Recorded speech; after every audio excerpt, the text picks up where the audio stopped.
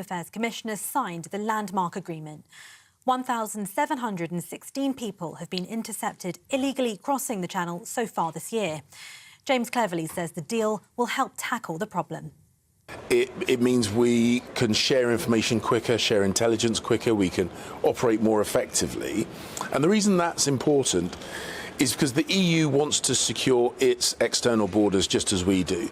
So people who are coming into Europe from Eastern Europe, across the Mediterranean, the European Union want to stop them. We want to help them stop them, because those people filter through Europe and ultimately find themselves on small boats coming across to the UK. Households will see their energy bills drop to the lowest level in 2 years. Energy regulator Ofgem has announced it's dropping the price cap by 12.3% in response to wholesale prices effective from April. It means a typical energy bill will fall by £238 to £1,690. The Prime Minister says it's unacceptable for intimidation to threaten democracy. His comments come after the Commons Speaker faces growing pressure to resign over the Gaza ceasefire debate. Sir Lindsay Hoyle says a decision to allow an amendment was motivated by concern about MP safety. Rishi Sunak says that police will be given more powers to clamp down on protests around Parliament, MPs' offices and council chambers, with Number 10 saying it was wrong to project anti-Israel messages on Big Ben. I think MP safety is incredibly important, and it's right that in our society, democracy needs to be able to function smoothly. People need to be able to raise their views and debate things without the fear of being intimidated or indeed attacked. And that's why we're giving the police more powers to clamp down on protests. It's simply unacceptable. Serial child killer Lucy Letby's bid to appeal her convictions will be heard in court in April. She was sentenced to 14 whole life orders after she killed 7 babies and attempted to murder 6 others at a hospital where she worked between June 2015 and 2016. If judges decline to give permission, it'll be the end of the appeal process for Letby. The hearing will provisionally be held on April the 25th. Thousands of people in Plymouth are evacuating their homes following the discovery of an unexploded Second World War bomb. Devon and Cornwall police found the object in a garden on Tuesday morning in the Keyham area. It's set to be transported by a military convoy through the city for disposal at sea. Any resident living within 300 metres of that convoy route will need to evacuate their home between 2 and 5 o'clock this afternoon. Over 3,200 people have been affected. The biggest ever drug bust has been made by UK authorities in a major blow to drug cartels. 5.7 tonnes of cocaine, valued at more than £450 million, was found in a container at Southampton port, which was transporting bananas into Europe from South America. National Crime Agency officers believe the haul was heading to Hamburg, but believe a significant proportion of the drug would have ended back on UK streets. And Coronation Street actor John Savardon, best known for playing butcher Fred Elliott, has died at the age of 86. Confirming his death, his agent said he'll be sorely missed by all who knew him.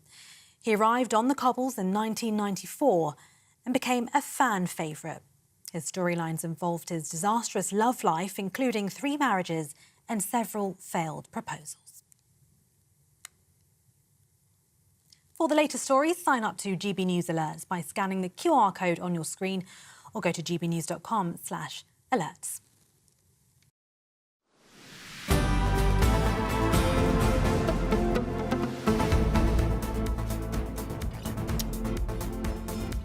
We're going to cross live to Downing Street and speak to our GB News political editor, Christopher Hope, who is standing there having spoken to the Prime Minister's official spokesman just some moments ago. And Chris, we understand you have heard a new line from this government on the Shamima Begum case. That's right. Hi, Tom, and hi, Emily. That's right. The government has said, or Number 10 has said, therefore the PM is speaking through his spokesman, that they welcome this decision not to give Shamima Begum her UK citizenship back. They say that also that they take these decisions on deprivation of citizenship very carefully. They're not done easily or lightly, so they don't want to go further than that. There are other avenues open to Begum, number 10 suggests, and it's a legal case and therefore it must carry on, but they welcome this decision today taken by the courts. Christopher, I understand also questions were asked about what happened with the pro-Palestinian protests at Big Ben, that projection of from the river to the sea on Big Ben, and the police stood by and did nothing. What did the government have to say about that? Yeah, yet again, I think number 10 is slightly at odds with policy, with the Met Police, the biggest police force in this country. We saw, didn't we, the videos posted by our colleague Martin Daubney online of how Big Ben was there with that offensive message to Jews and to people from Israel, saying from the river to the sea, implying that Israel should be swept away. Those words are beamed onto Big Ben. Martin Daubney saw where that projector was. He said the police were looking at the projector and not doing anything. Now, number 10 has now stepped in after MPs raised it in Parliament yesterday. Number 10 has been very clear. They say while it's an operational issue on the ground, Mr Sunak's spokesman said that most people would see that what they saw was wrong. So it's wrong for those words to be projected onto Parliament. And there are actually laws stopping that happening, but they appeared not to have been applied in this case. They recognise, of course, that operationally it's up to the Met Police to decide how to police safety, how to police all of our public buildings. But clearly, Rishi Sunak thinks that was wrong, that those words were allowed to be portrayed onto Parliament and were not challenged or stopped by police. Some people might raise an eyebrow there, Chris, at the government commenting on an operational decision of the police. After all, the former Home Secretary, Suella Braverman, in part lost her job through criticising the operational decisions of the police. Is it OK for Rishi Sunak to imply that he's critical of those decisions, but for Suella Braverman, she's not allowed to? Well, in this case, Tom, number 10 have stayed the right line of the argument. They're saying that this was an operational matter. It's for the police to police how they see fit. They know what the laws are. But they're also saying that most people see what they saw was wrong. So they're trying to have their cake and eat it. In a sense, they're saying people are right to be upset by it. MPs in the Commons yesterday saying they're upset by it. This is offensive language for Jews and those from Israel being portrayed on the cradle of our democracy. While that was wrong, it's up to the police to police it operationally. So they're trying to draw a line between those two issues you're describing there. Very curious as to what actually constitutes an offence in this case. The Met Police saying it didn't on this occasion. I'm not quite sure the public will quite understand the law there and how it's applied. But very interesting how the Prime Minister's spokesman says perhaps what he's thinking, but through the words, most people would think this. It's sort of a very weaselly way in which you can get around that particular issue. Christopher Hope, live from Downing Street. Thank you very much for bringing us the latest. Not my opinion, but many would say this. Many would say this, and therefore we can sort of get away with saying things that otherwise we wouldn't. Well, there we go. Interesting from number 10. Now, the ISIS bride, Shamima Begum, will not stop fighting as she loses her appeal to have her British citizenship reinstated after it was revoked in February 2019. The Court of Appeal ruling means that she remains in Syria with no chance of returning to the UK, with the court upholding that national security trumps all of her complaints. Well, Shamima Begum's solicitor promised her and the government that they are not going to stop fighting until she does get justice and until she is safely back home. Shamima Begum, of course, travelled to Syria in 2015 to join Islamic State at the age of 15 years old.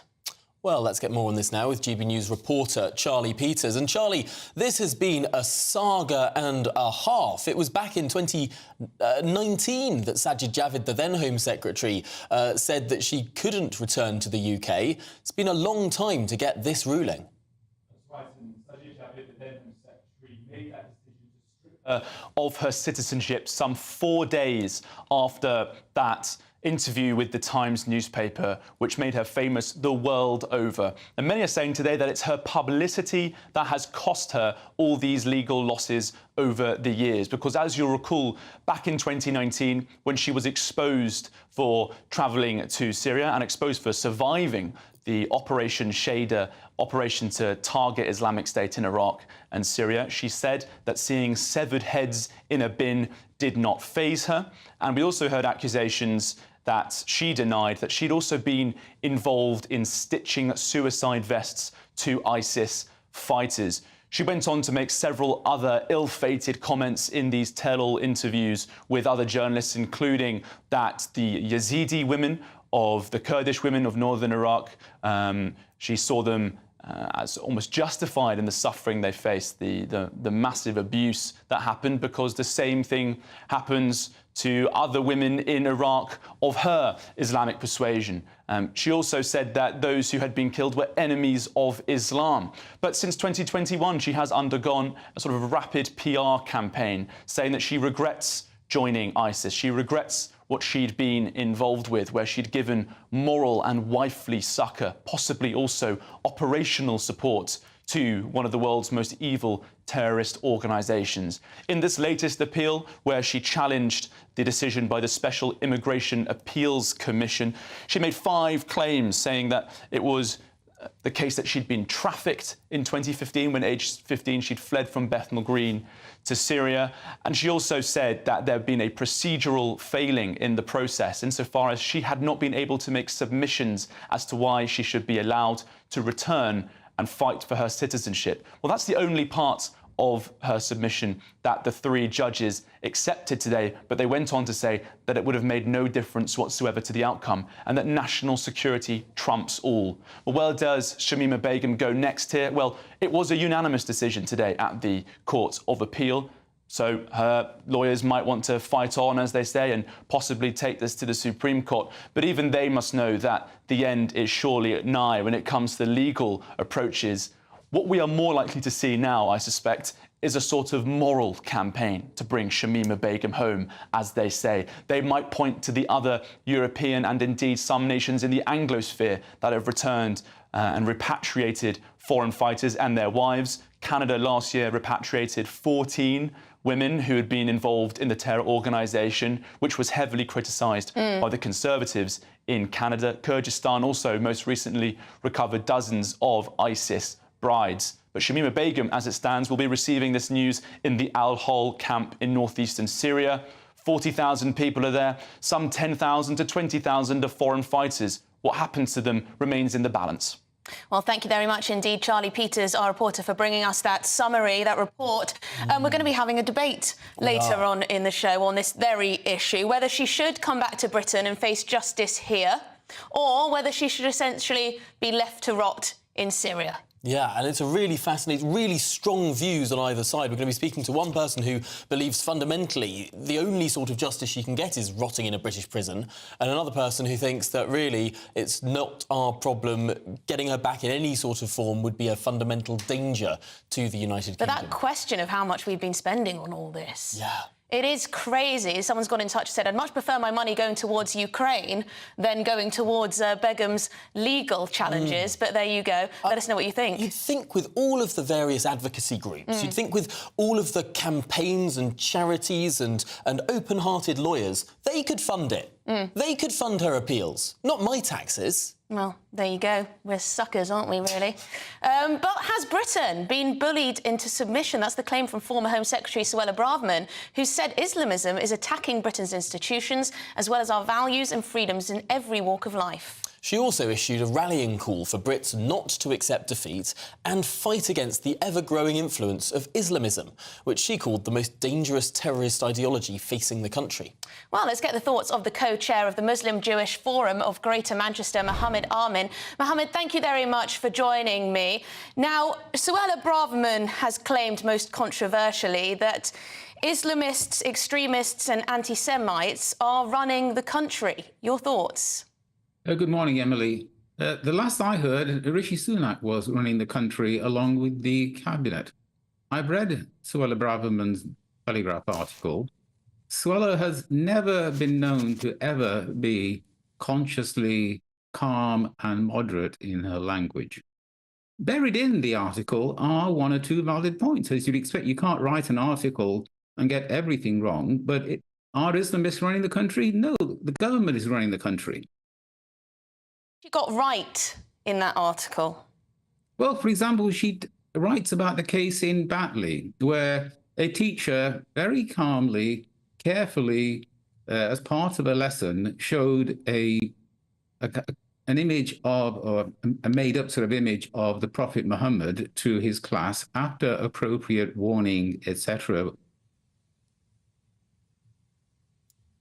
Well, we're going to see if we can re-establish that line to Mohammed Amin. But yes, he's going to...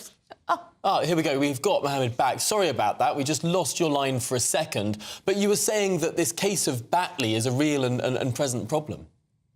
Well, it's not a present problem now, although I gather, I don't know if the teacher is still concerned about his safety, but it should never have been allowed to blow up the way that it was.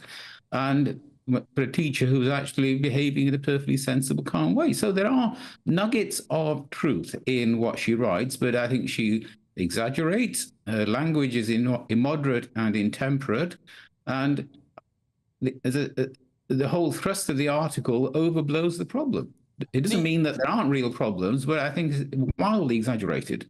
Do you think that perhaps she was using what one might call rhetorical language or perhaps slight exaggeration there to drive home a point that perhaps otherwise doesn't get enough attention about the way in which people are perhaps afraid to talk about these issues? Not that Islamists are running the country, but that the people who are running the country are perhaps sometimes afraid of tackling the problems and the statements made by people who are extremists. Well, I don't really want to speculate about her motives for the language that she chooses to use. As I said, she makes one or two valid points lost in the extreme language. And what she ignores completely is that actually Britain is an incredibly cohesive society. We are a society which has a Hindu prime minister of Indian origin and nobody blinks. We had a Buddhist Home Secretary of Sri Lankan origin until she got herself fired. We have lots of other senior politicians from different ethnic minority backgrounds. Nobody cares. That is how far we have come in my lifetime. I've lived in this country since 1952, and I've seen it change enormously for the better. We are a much less racist society. We're a much less divided society. We're much more accepting of people of other faiths, religious faiths, other ethnic backgrounds. It's a society that is going in the right direction. She seems blind to all of this, even when her own life reflects the truth of what I've just said. Now, Mohammed, of course, lastly, this comes after, well, the Speaker of the House of Commons said that MPs were being threatened. You've had a number of our politicians standing up in the Commons to say that they've received threats from what they would call Islamist extremists. How do we talk and combat this problem without veering into hyperbole, as you say? The way we deal with the problem, and these are real issues, I strongly condemn the threats against Mike Freer MP, for example, is first of all by ensuring that we provide as much security as possible, and secondly by being calm with our language. Every time Suella Braverman writes an article like this, tries to whip up tension, actually, she's making things... I'm not sure whether calm language is going to solve the problem, though, with respect, Mohammed. If there are threats from Islamist groups towards our politicians, I'm not sure calm language is going to get anywhere. Surely there needs to be a crackdown of sorts. Of course, if there are threats against groups threatening politicians, they should be prosecuted. But it doesn't mean that you have to write hysterical articles like this in the Telegraph. Well, there we go. Mohammed Amin, the chair of the Muslim Jewish Forum of Greater Manchester. Thank you very much for joining us and talking through this issue. Really important stuff there. Yes, I do worry if these sorts of articles, while she has made some very good points, is it helpful? Will it resolve the issue, or is it... Or do we start talking about Suella Braverman's language rather than the actual issue at hand? Is it a distraction almost? Yeah. Well, let us know what you think. gbviews@gbnews.com. But coming up, your energy bills fall to their lowest point for 2 years. Is this the beginning of the end of the cost of living crisis? And, of course, we'll be returning to Shamima Begum's Good Afternoon Britain on GB News, Britain's news channel.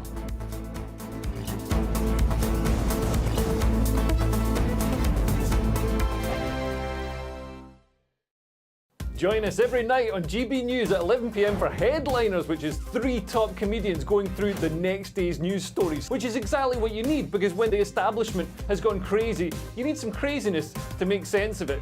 Headliners. You don't have to bother reading the newspaper. We've got it covered for you. every night at 11 p.m. and repeated every morning at 5 a.m. We won't send you to sleep like some of the other paper review shows out there. So join us 11 p.m. every night on GB News. The People's Channel, Britain's news channel. The Camilla Tominey Show, Sunday mornings from 9:30. I appreciate the story isn't in today's papers, but it has been running all week, and it's this row over the use of nitrogen hypoxia to kill this man who was on death row in Alabama. Yeah. And it's been linked back to you, and I wanted to ask you about it because this is intriguing, because you did a television show back in 2015 where you, I believe, tested this method of execution. Just tell me briefly about it, Michael. What happened? I didn't test this method of execution, and it was a bit longer ago than that. But what I did do was test hypoxia. So I tested various ways in which people are killed in the United States, and asked the question as to whether there was a more humane way of doing it. So I was put into hypoxic situations, for example, into a chamber run by the Netherlands Air Force, which simulated what happens if you're in an aircraft at 30,000 feet and suddenly the windows blow out. And what happened to me was that I was almost instantly rendered incapable. As an experiment, I was trying to play with children's toys, putting triangle shapes into triangle spaces, and I was quickly unable to do that. I was asked, what is 9 minus 5? And I said 5. And then the officer who was with me, the Air Force officer who was wearing an oxygen mask, said to me, Michael, put your mask on or you will die. And I was incapable of putting my own mask on. Now, this suggested that hypoxia was very fast acting, and that you had... Obviously, I was in no pain or anything like that. I was just completely unaware. By the way, this is why, if you're on an aircraft and it depressurizes, you must put your own mask on first. But of course, I can't go on and draw conclusions. We did not experiment with nitrogen. But what I can say is it was evident to me that hypoxia renders you incapable almost instantaneously. I think the most exciting bit for me is talking to people. People who I think are ignored often by the major news channels. We're going to give news they want to hear. There's a voice there that needs to be heard. I think there's a chance here for a diversity of opinion to be expressed, which you don't find elsewhere. It's really exciting. We don't hold back. We're free to say how decisions that are taken here affect us all around the country. Only on GB News, the People's Channel, Britain's news channel.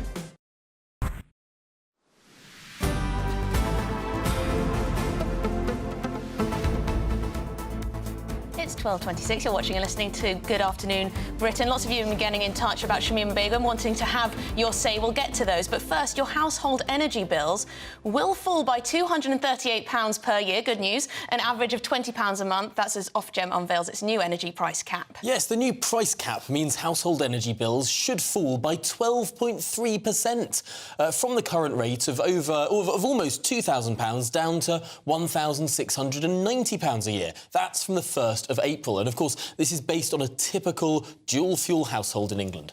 This sees energy prices reach their lowest level in more than 2 years since before Russia's invasion of Ukraine. So joining us in the studio is GB News economics and business editor Liam Halligan. Liam, is this what it appears? Good news?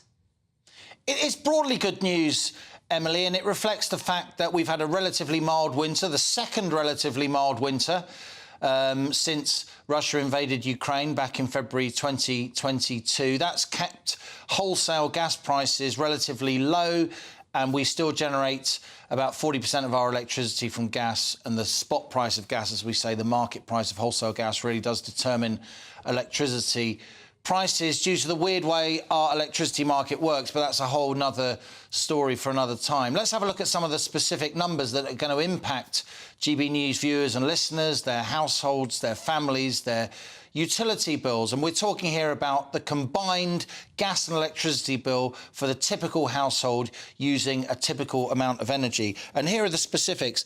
The Ofgem energy price cap, that's the regulated amount that energy suppliers are allowed to charge, will fall from £1,928 a year to £1,690. That's from April the 1st. That's a drop of about 12%. That should save the typical household 20 quid a month. You know, not huge amounts of money, but certainly helpful to many millions of families. It's worth saying this cap is still 50% higher than pre-crisis levels before Russia invaded Ukraine, which really rocked global energy markets. So we're nowhere back to normal. Prices are cheaper than they were, but they're still very elevated by historic standards. Certainly if you're an American household, a French household, even a Spanish or an Italian household, you're paying a lot less for your electricity and your energy in general than you are here in the UK. And also it's worth saying, the energy companies have been a bit tricksy with the government because while they are lowering the energy price cap, a lot less, by the way, than wholesale gas prices have come down, so there's some investigations to be done there. While they're lowering the energy price cap and the headlines are, oh, your energy bills are coming down, blah, blah, blah, all the rest of it, if you look into the detail, the energy providers have actually chiselled out from Ofgem, I should say, Freudian slip there, from Ofgem, the permission to charge households an extra £2.33 a month on average. And what is that for? The energy companies say that is money which they need, the energy companies, in order to support households who have got big debts on their energy bills. I don't know about you, but whenever I talk to people down the pub about energy bills, many of them say, well, the energy company's got like £2 of my money and it won't give it back to me. What's going on here? So there are lots of concerns about customer balances with energy companies, and it's also worth saying that as part of this announcement, the bit that no one will notice is that the energy companies are being able to charge all households to try and flatter the energy companies' balance sheets, which to me, on first reading, seems a bit odd. Well, thank you very much indeed for bringing us that, Liam. Liam Halligan, GB News Economics and Business Editor. Thank you very much indeed.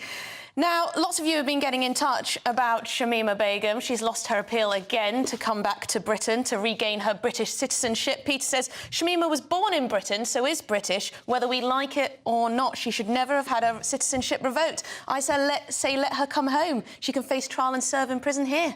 Heather, however, thinks, how come Shamima Begum's lawyers are being paid from UK legal aid? She's been stripped of her British citizenship and therefore is not a British citizen and therefore should no longer be allowed to claim funds from British legal aid. I think most people probably would agree with that. And Alan says, if this woman is no longer a British citizen, how can she obtain legal aid? It is this issue of legal aid that is really, really irking you at home.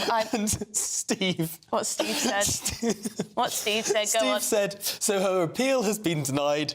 How long before she converts to Christianity and is welcomed back with open arms? And I must say, a lot of you are saying that Suella Braverman was absolutely spot on to talk about the Islamist threat. Susan says it's real and growing. We're tolerant and they're being emboldened by our weakness, and I certainly think there is some truth to that. By saying the country is being run by Islamists, perhaps that's a little too far. That is a bit extreme. Yes, we do have a Prime Minister, and his name is Rishi Sunak. He is not an Islamist. He's a Hindu, and last time I checked that the Hindus and the Muslims don't always get on in all parts of the world. Not that I'm casting any aspersions at all there, but... well, in other news, coming up, the UK continues to fund Ukraine to the tune of £12 billion. Can we afford not to fund them, though, in their war against Putin? We'll be discussing that after your headlines with Tatiana.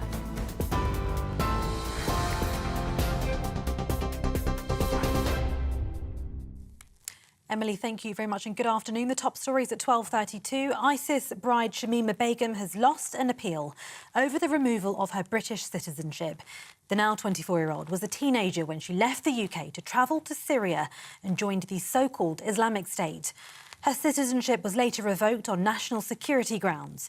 Begum's solicitor has vowed to continue fighting until she gets justice and is safely back home. Britain has signed a new deal with the EU's border agency in a further bid to stop small boat crossings. The agreement with Frontex will see UK Border Force cooperate more closely with its European counterparts on intelligence and training. 1,716 people have been intercepted crossing the Channel so far this year. Serial child killer Lucy Letby's bid to appeal her convictions will be heard by a court in April. The former nurse was sentenced to 14 whole life orders after she murdered 7 babies and attempted to kill 6 others at a hospital between June 2015 and 2016. If judges rule against her, it'll be the end of Letby's appeal process. Households will see their energy bills drop to the lowest level in 2 years. Energy regulator Ofgem has announced it's dropping the price cap by 12.3% in response to wholesale prices, effective from April. It means a typical energy bill will fall by £238 to £1,690. And thousands of people in Plymouth are evacuating their homes following the discovery of an unexploded Second World War bomb. It was found in a garden on Tuesday in the Keyham area and will be transported by a military convoy through the city for disposal at sea. Residents living within 300 metres of the convoy route have been told to leave their homes for 3 hours from 2 p.m. For the latest stories, you can sign up to GB News Alerts by scanning the QR code on your screen, or you can go to gbnews.com/alerts.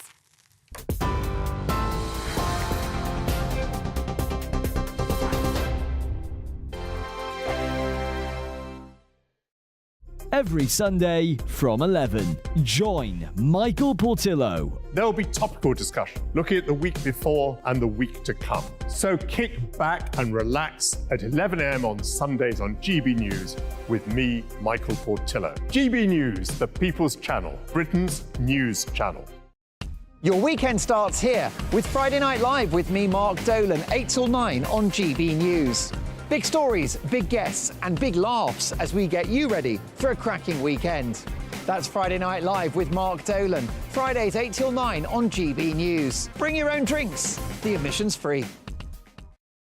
Britain's newsroom, weekday mornings from 9:30. When you listen to Nigel Farage's assessment there, do you feel that maybe this is as good as it was going to get, given that we had the pandemic and it was inevitably always going to be a bit of a mixed bag?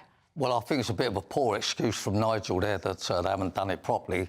The facts are, Nigel, that it's not worked. It's not going to work. Yes, we will rejoin. I mean, are we better off for it? Are they... Can I jump in there, Charlie?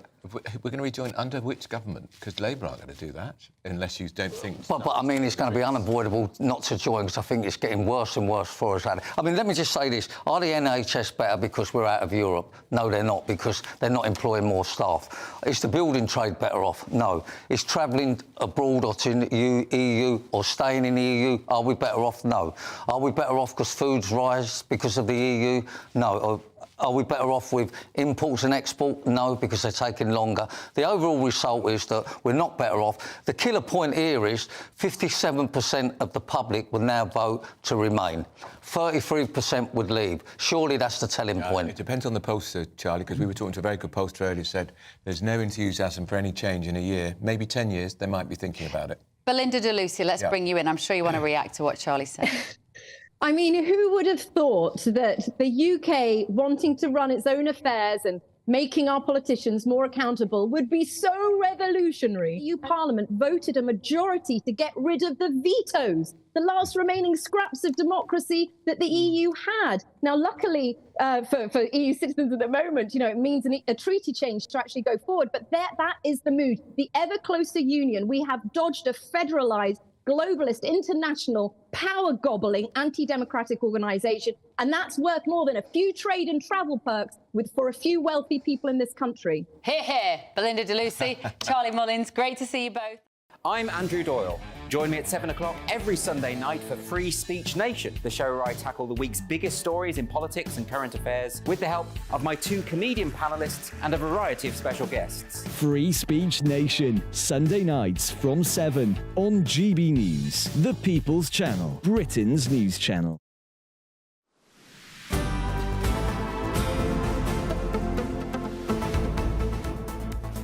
It's 12.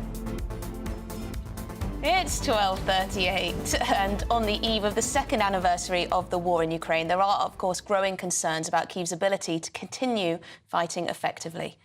Well, the country is desperately short of artillery shells and ammunition and has made little territorial gains over the past year. There's also division amongst politicians in the United States on continued support for the nation. Well, the UK, though, has remained steadfast in its support, providing more than £7 billion in military aid and around £5 billion in other aid as well. Yes, now a £200 million programme to provide thousands of extra military drones has now been agreed. Britain has also trained 60,000 Ukrainian troops, provided 6 million rounds of small arms ammunition and 8,000 rounds of tank artillery. Well, our security editor, Mark White, has this special report.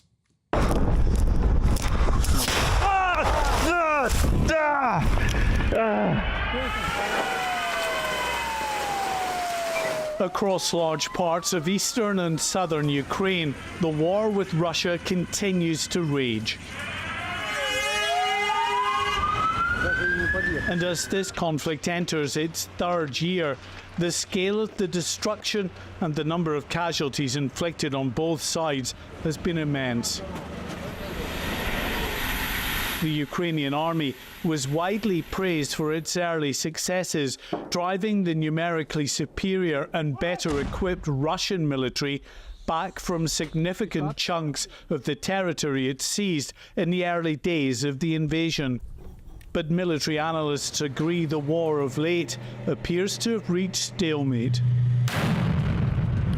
When I think about it now, I can't help but think about World War I, 1916, 1917, offensive operations, capturing very little ground, a lot of casualties, and doesn't seem to be making any advances one way or the other. So I think we're in a stalemate situation, and I rather suspect this is going to be the case for some time. There's no doubt Ukraine has defied the odds in ensuring Russia, for now at least, is unable to do much more than defend the current territory it holds. An assessment of Ukraine's achievements so far by the UK's Ministry of Defence estimates the country's armed forces have recaptured 50% of the territory Russia seized in 2022. 350,000 Russian troops are believed to have been killed or injured. 2,600 Russian tanks have been destroyed over the past 2 years, and almost 5,000 Russian armoured vehicles have also been destroyed. On the Ukrainian side, at least 30,000 civilians have been killed, probably many more. The number of military deaths is a closely guarded secret, but some estimates put it as high as 70,000. In this war of attrition, Ukraine is running desperately short of artillery shells and ammunition. And with last year's counter-offensive failing to achieve the significant gains Ukrainian President Volodymyr Zelensky had hoped for, he's now removed his top general. Add to that serious concerns surrounding continued support from the United States, with the Republicans repeatedly blocking a new military aid package for Ukraine. The spectre of a new Donald Trump presidency just compounds the concern in Kyiv that Ukraine's biggest supplier of military aid may no longer be as committed to its defence. One Russian opposition politician believes that ultimately the war is unlikely to be won on the battlefield and instead needs new leadership in the Kremlin. I think that this war, at the end of the day, will not end in Ukraine. It will end in Moscow. The origin of the problem is in Moscow. The source of the problem is in Moscow. And it should be treated in Moscow. And that's what I am currently doing. I am campaigning for all the different Western nations to come to this realization and help our regiments in the front lines and our groups inside Russia to grow and to be able to change this regime from within. For now, at least, there seems little prospect of Vladimir Putin's removal, enforced or otherwise. And he's on course to once again win the country's presidential elections next month. Moscow has also now shifted to a wartime economy and invested huge sums in its military, which the West is struggling to match. After another year of massive battlefield losses on both sides, neither country has the advantage. But Ukraine and Russia agree on one thing. There's no prospect of a ceasefire and negotiations anytime soon. So this bloody conflict is set to rage on, testing not just Ukraine's ability to keep fighting, but its allies' resolve in staying the course and continuing to supply the military aid this country so desperately needs. Mark White, GB News. Well, there you go. A very good sum up there from Mark White. And I'm on tenterhooks, really, about the Russian presidential election. Who on earth could possibly win? Is it going to be Vladimir Putin or any of the multiple people that he's killed or put in prison? I mean, who knows? Well, there you go. And Donald Trump said he could solve the problem in 24 hours. But Zelensky says, absolutely, you couldn't. But he wants him to meet him. Well, maybe. He wants him to meet him. Donald Trump goes to Ukraine. Yeah, Donald Trump walking through the streets of Kiev, I think, would be a sight to see. I'd like to see that.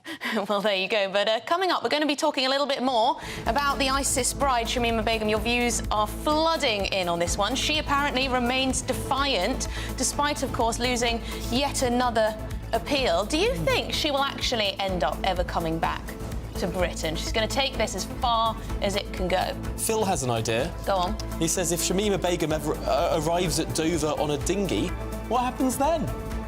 Well, what does happen then? Well, it's very difficult. This is the thing. If she comes back to Britain, would she receive adequate justice in the eyes of the British public? I'm not so sure. Lots of appeals then, wouldn't there? Lots of appeals. Lots more to discuss coming up after this.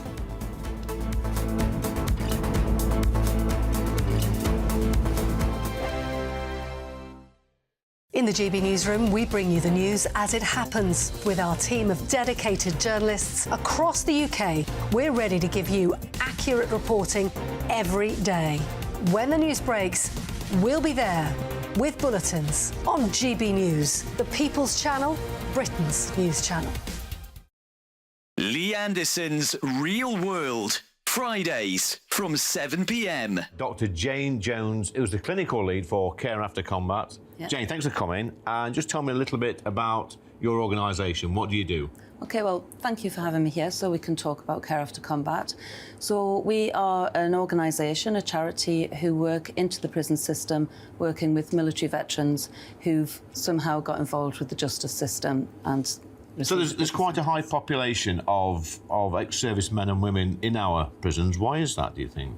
So 2014, the government did a review of who was resident in UK prisons, and what they found were that military veterans are the highest occupational group, and this obviously raises some concerns. Yeah. So the government wanted to do something about that, and so they supported Care After Combat initially, just as a scoping exercise, really, to see if there was any way we could help these men and women actually, understand the problems that led to offending behaviour and go on to lead successful lives. So what sort of offending behaviour are we talking typically for the people that's in prison that's actually served in our armed forces? Primarily, it's violence. Yeah. So that is the highest offence that we work with. Okay. But of course, the military, as with everybody else, it's the full range of offender behaviour. OK, so we're in a pub, Jane, Dr. Jane, and I guess for some people, the odd tip of alcohol is good, a bit of fun of a weekend, relax, let your hair down. But for some people, alcohol is not always their best friend, and I guess that plays a part in some of your veterans that end up inside. Yeah. Absolutely. So, speaking from my own experience, a good 2/3 of the people I work with have some kind of mental health problem or mental health difficulty, struggling to either adapt into civilian life or with some of the traumas they've experienced during service. People might self-medicate with alcohol to manage some of those thoughts and feelings. Yeah. Your weekend starts here with Friday Night Live with me, Mark Dolan, 8 till 9 on GB News. Big stories, big guests and big laughs as we get you ready for a cracking weekend. That's Friday Night Live with Mark Dolan. Fridays 8 till 9 on GB News. Bring your own drinks. The admission's free. Have a great Saturday night with me, Leo Curse, on the Saturday Night Showdown. It's a crazy world out there, so come and make fun of it with me, my panel of comedians and a couple of people who actually know what they're talking about. This Saturday Night Showdown is your front row ticket to the clown show every Saturday, only on GB News, the People's Channel, Britain's news channel.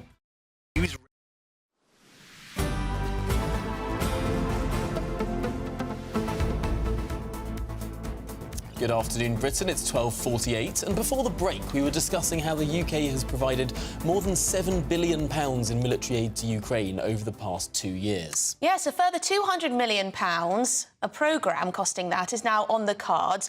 And the question is whether we can keep up this type of spending.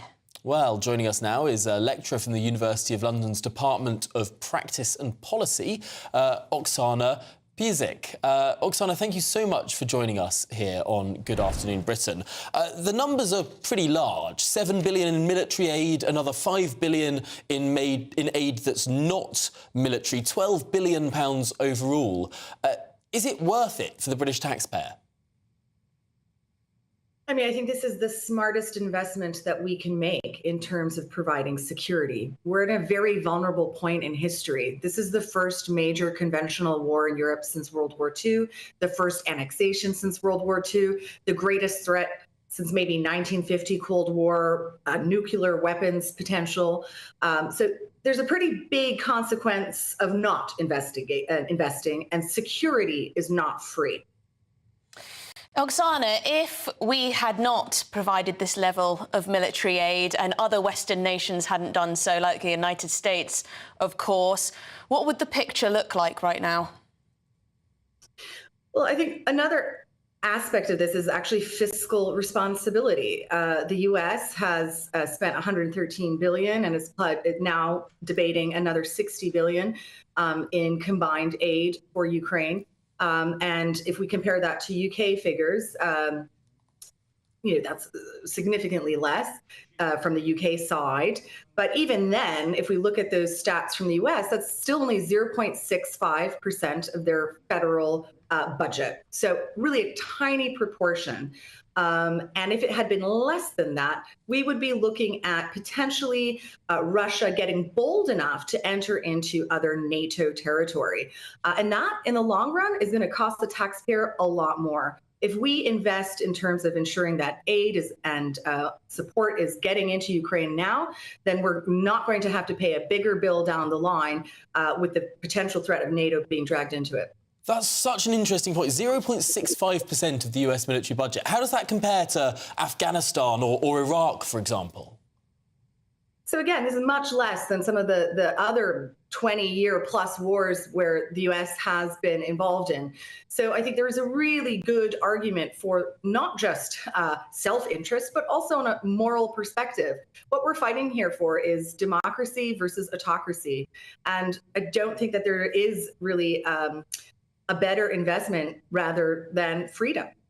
And Oksana, just lastly, what would you say to those who suggest that by funding Ukraine, we are in some way prolonging this war? I would say the exact opposite is true. This war of attrition, we could get it to come to an end much more quickly on the Ukrainian side if they had all the resources that they needed. So by this trickling down of resources over the past 2 years, it means that it has been much more slow. If we had fully equipped them from day one without the fear of placating Vladimir Putin, then we could be in a very different position today. I think appeasement has been historically a strategy that has not turned out very well for everyone. Well, on that note, thank you very much indeed, Oksana Piesik, who is a lecturer from the University of London's Department of Practice and Policy. Great to speak to you. It's so interesting that, of course, we did do the appeasement thing in 2014 when Putin took Crimea and we said, OK, we'll let him have Crimea and that will satiate his desire and that's fine, he'll go no further and we all just sort of got on with our lives. And then, of course, he came back for more. Of course he did. Yeah, and lots of you getting in touch saying you can't put a price on peace and security. We were also talking about Suella Braverman and her comments in The Telegraph about how Islamists are running the country, of course, the day after what happened in Parliament, and the Speaker saying that he made a decision to go against convention because MPs were being threatened by such people. Well, Guy says, with Shamima Begum and in all refugee appeal cases, the real culprits, the real criminals... That's the wrong thing, Suella. Caroline says people who oppose her views will say she's wrong, too outspoken and inflammatory, and that it's the government who are running the country. But they would say that, wouldn't they? Yeah, Helen says maybe she's frustrated and angry at the erosion of the British way of life. That's what Helen thinks.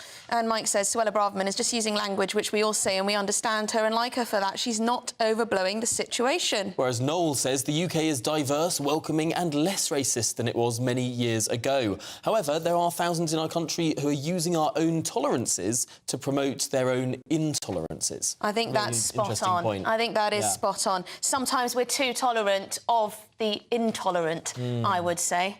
But keep your views coming in. Lots are. Yes, and I will make sure to read out the right bit of paper. I wasn't sure whether to allow you to continue No, you're not. completely right. I was sort of, as I started reading it, should we just do one final one from Sally? She said, Sally is a big fan of Suella Braverman. She says it how it is. More people ought to have the courage to speak out. I think that is rather the brand that Suella Braverman is cultivating, this sort of no-nonsense, courageous sort of conservatism. Yes, and lots of MPs are speaking out, same thing. Robert Jenrick, big speech yesterday in the House of Commons. He wasn't holding any punches, was he? No, and Andrew Percy yesterday in the House of Commons, a really pertinent moment. And, as luck would have it, we'll be speaking to Andrew Percy MP after the break. Of course, he moved the House of Commons to a stunned silence in his contribution during that debate yesterday. It was really, really fascinating. Yes, I'm very interested to hear what he makes of the fact that there was that projection on Big Ben and whether he thinks the police should have actually said that that it is an offence. We all thought it was an offence. Why was it not an offence in this case? But anyway, stay with us. We'll be straight back after the break. This is Good Afternoon Britain on GB News. We are Britain's election channel.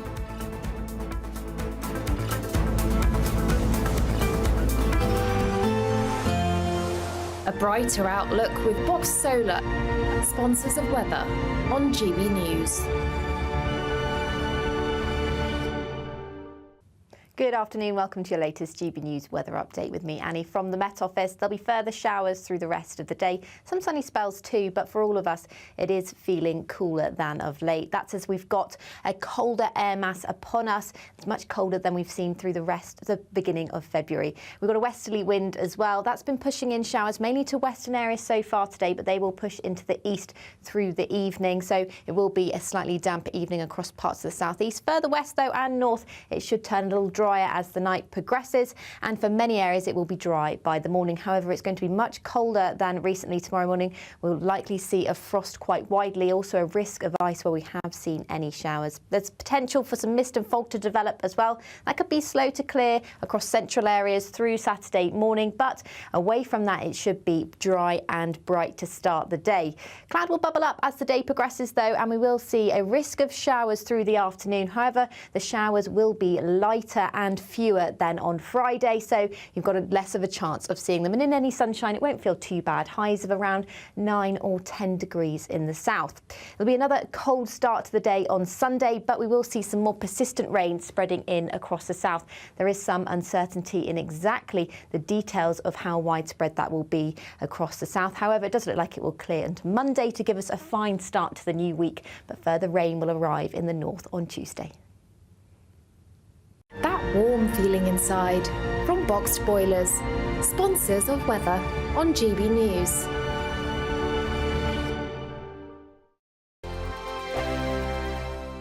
Big news, big debates, big opinion. Patrick Christie's Tonight is the week's biggest show. Every weekday, 9 to 11 p.m, we've got the inside track on the day's top stories. There'll be sharp takes you won't get anywhere else. We will set the news agenda, not just follow it, and I want to bring you along for the ride. Whatever it is, we'll have our finger on the pulse. It's news, but it's this close to entertainment. Patrick Christie's Tonight, 9 to 11 p.m, only on GB News, the People's Channel, Britain's news channel. GB News Breakfast. Every day from 6 a.m. So the highway code was amended recently. Passed me by, but anyway, a new poll suggests this has made no difference to the safety of road users, and I could believe that. Yeah, there was an awful crash in London, wasn't there? A bus and a pedestrian yesterday. Fatality. So we're asking, is the highway code fit for purpose, or should we just scrap it altogether? That's our debate this morning, and we're joined by Danny Kelly. She argues highways are not fit for purpose, and cycling instructor Anna Hughes thinks they are. Good morning to you both. You see, Anna, I think it's a good thing. I think the highway code is a good thing. I just don't think that any of us pay any attention to it, or we should all be tested on it quite regularly, I would have thought. We should have revision courses in it. Yeah, I think you just summed it up, Eamon, by saying the changes passed you by. I actually asked a few of my fellow cyclists and pedestrians, what is classified as vulnerable road users, about this very thing. I said, has the new highway code made things safer for you? And most people said, not at all. Drivers don't know what it is. They don't know what the changes are. They probably don't know what the rules are to start with.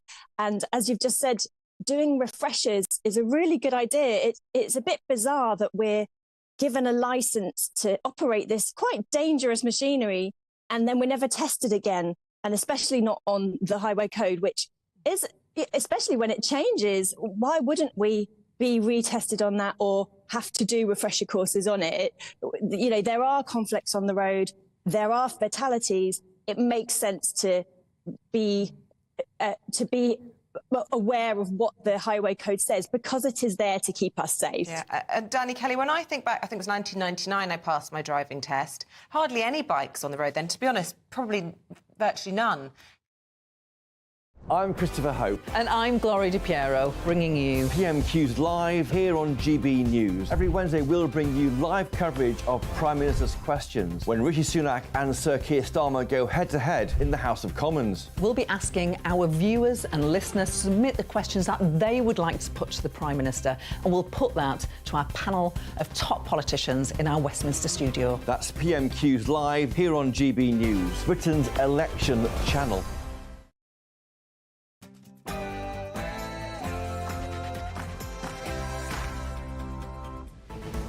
Good afternoon, Britain. It's 1 o'clock on Friday, the 23rd of February. ISIS bride remains defiant. Shamima Begum loses her appeal again, but says she will not stop fighting until she's back in Britain, despite her appeals costing the British taxpayer millions. We're hosting a fiery debate on this very soon. And are Islamists running Britain? Suella Braverman says Islamists, extremists and anti-Semites are now in charge of the UK. However, Home Secretary James Cleverly rejects his predecessor's claim, saying Britain is a high-functioning democracy. Who's right? And £12 billion. That's how much taxpayers have sent to Ukraine in aid since Russia's invasion 2 years ago. It's enough to build around 30 new hospitals in Britain. But with Putin more belligerent than ever, can the West afford not to fund Ukraine?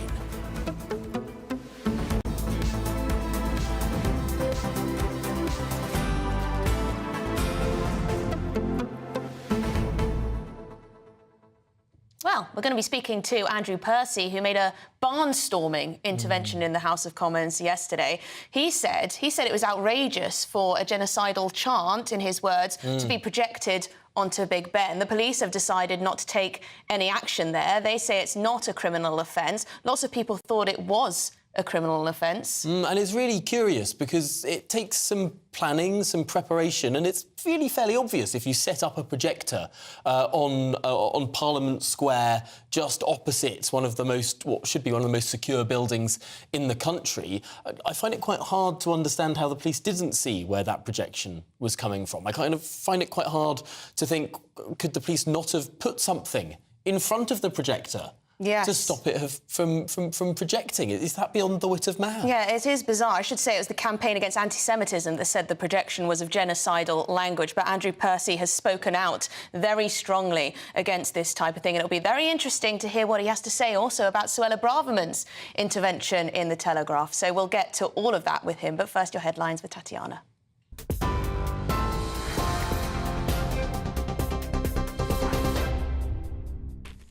Emily, thank you. Your top stories from the GB newsroom.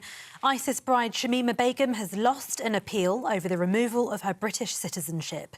The now 24-year-old was a teenager when she left the UK to travel to Syria and joined the so-called Islamic State.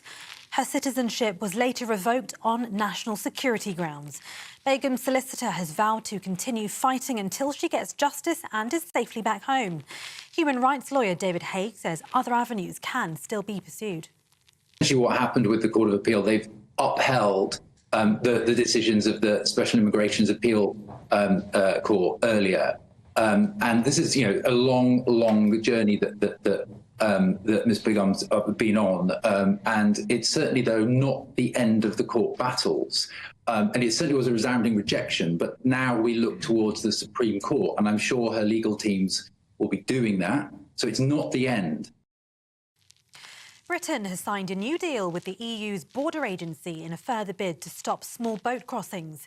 The agreement with Frontex will see UK border force cooperate more closely with its European counterparts on intelligence and training. 1,716 people have been intercepted illegally crossing the Channel so far this year. James Cleverly says the deal will help tackle the problem. It means we can share information quicker, share intelligence quicker, we can operate more effectively. And the reason that's important is because the EU wants to secure its external borders just as we do. So people who are coming into Europe from Eastern Europe, across the Mediterranean, the European Union wants to stop them. We want to help them stop them, because those people filter through Europe and ultimately find themselves on small boats coming across to the UK. The Prime Minister says it's unacceptable for intimidation to threaten democracy. His comments come as the Commons Speaker faces growing pressure to resign over the Gaza ceasefire debate. Sir Lindsay Hoyle says the decision to allow an amendment was motivated by concern about MP safety. Rishi Sunak says he expects police to use new powers to clamp down on protests around Parliament, constituency offices and council chambers. I think MP safety is incredibly important, and it's right that in our society, democracy needs to be able to function smoothly. People need to be able to raise their views and debate things without the fear of being intimidated or indeed attacked. And that's why we're giving the police more powers to clamp down on protests. It's simply unacceptable. Households will see their energy bills fall to the lowest level in 2 years. Energy regulator Ofgem has announced it's dropping the price cap by 12.3% in response to wholesale prices effective from April. It means a typical energy bill will fall by £238 to £1,690. Serial child killer Lucy Letby's bid to appeal her convictions will be heard by a court in April. The former nurse was sentenced to 14 whole life orders after she murdered 7 babies and attempted to kill 6 others at a hospital between June 2015 and 2016. If judges rule against her, it'll be the end of Letby's appeal process. Now, the biggest ever drug bust has been made by UK authorities in a major blow to drug cartels. 5.7 tonnes of cocaine with a street value of more than £450 million was found in a container at Southampton Port, which was transporting bananas into Europe from South America.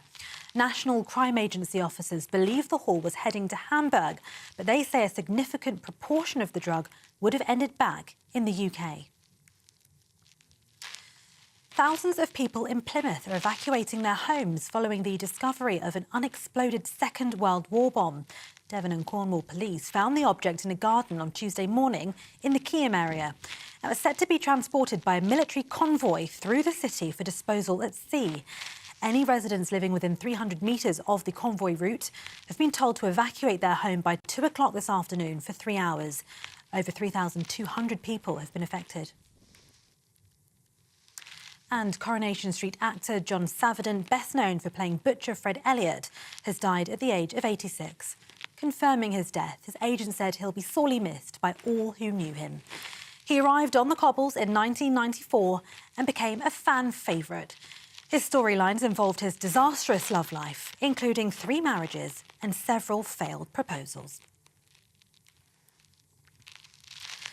For the latest stories, you can sign up to GB News Alerts by scanning the QR code on your screen or go to gbnews.com/alerts.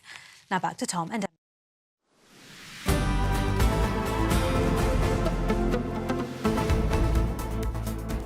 Now, there was a powerful moment in the House of Commons earlier this week when, during that aftermath of the debate, or the non-debate, perhaps we should say, on Wednesday night, Thursday was a big day. There was controversy over the Speaker. There was controversy over the safety of MPs.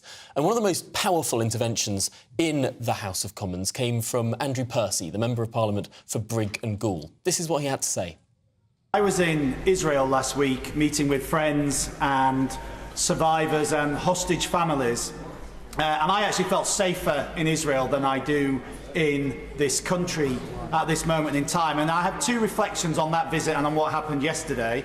First of all, nobody in this House has any business, agency at all in telling the State of Israel where it is able to operate to seek to rescue hostages who are being raped by Islamic terrorists who hold them. Nobody has any business. Secondly, if we have a rerun of the debate we had yesterday, we will have exactly the same thing happen again, which is that members will not vote with their hearts because they are frightened and they are scared. And what do we expect? For months I've been standing up here talking about the people on our streets, demanding death to Jews, demanding jihad, demanding intifadas, as the police stand by and allow that to happen. Last night, a genocidal call for from the river to the sea, Palestine will be free, was projected onto this building. That message says no Jew is welcome in the state of Israel or in that land. Well, we're now joined by the Conservative MP for Brigangall, Andrew Percy. Andrew, thank you very much for joining us on the show. For a lot of people, it will have been shocking to hear that you have felt safer in Israel, a country that is under threat from Hamas and other terrorist groups, than you do in Britain today. I've heard it from other Jewish people. I will say I have heard similar. Can you explain why that is? Well, look, you know, we've had Jews attacked in our streets. We've had Jewish businesses, Jewish community venues targeted. We've had Jews targeted online. We've had people attacked in Leicester Square for daring to speak Hebrew. And then, most shockingly of all, of course, we're subjected to these marches, every couple of weeks through central London and other cities, where open Jew hate is on display. Anti-Semitism, Jew hate is openly on display. So, people, it's not just Jewish people. A lot of, decent, ordinary people in this country feel intimidated by these mobs. It's such an important point to make. What did you think of what the Speaker had to say about his justification for all of the shenanigans that went on in Parliament and the quite frankly ridiculous display that we saw on Wednesday evening? He said that he had to choose that Labour amendment in order that MPs could feel safe, that he had to change the rules of Parliament almost to avoid targeting by extremists. Well, to avoid terrorism, he went as far as to say. I mean, well, that's effectively it. It is to avoid terrorism, right? And, whatever we think about, I mean, I like the Speaker. I think he has our interests at heart, genuinely. I mean, the problem with the decision he made was it might have protected MPs on one side of the chamber or in one party, but it threw the rest of us under the bus, sadly.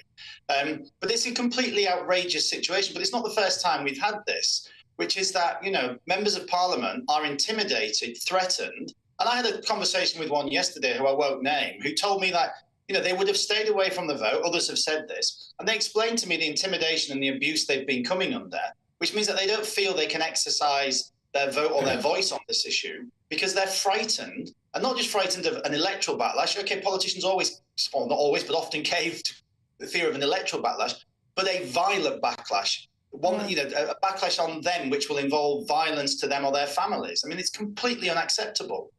Andrew, so what do we do about this? Because we have freedom of speech, we have freedom of protest, we have freedom of expression in this country. Yet, what we're seeing is Jewish people unable or they don't feel safe to go into our capital and other areas of the country on certain days of the week when these protests are taking place. How do we balance the different factions in our society, different causes? Well, we have freedom of speech, but we don't have freedom of hate or freedom of hate speech. And the fact is, from day one, hopefully it's a minority at these marches, have chanted genocidal chants. Let's just remember the chant that was projected onto the side of the House of Commons is a chant that was endorsed and used by Osama bin Laden and such folks as Saddam Hussein and, of course, the leaders of Hamas.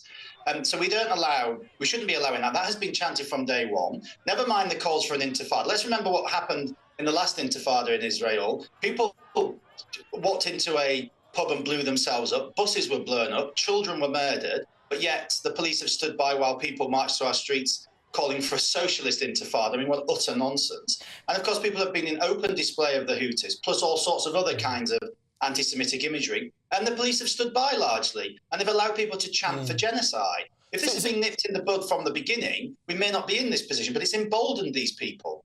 So, Andrew, do you agree with the words of Suella Braverman, who was very critical of the police? It's one of the reasons she was got rid of as Home Secretary. She was critical of the operational independence of the police over this issue and described all of these marches as hate marches. She's had more words today. Is she right with her forthright view on this? Well, I actually referred to them as that, as marches of hate, before the former Home Secretary did, actually, one of my early interventions, because I've been raising this from the very beginning. But that's exactly what they are for a minority of people who attend those marches. It's very clear. Look, we've had open chanting for jihad, open support for Islamist terrorist organisations. So they are, hopefully it's a minority, but they are happening and it hasn't been tackled. And that is a really dangerous point for our democracy. And it's okay, where everybody's saying it's wrong, everyone's saying MPs mustn't be subjected to this.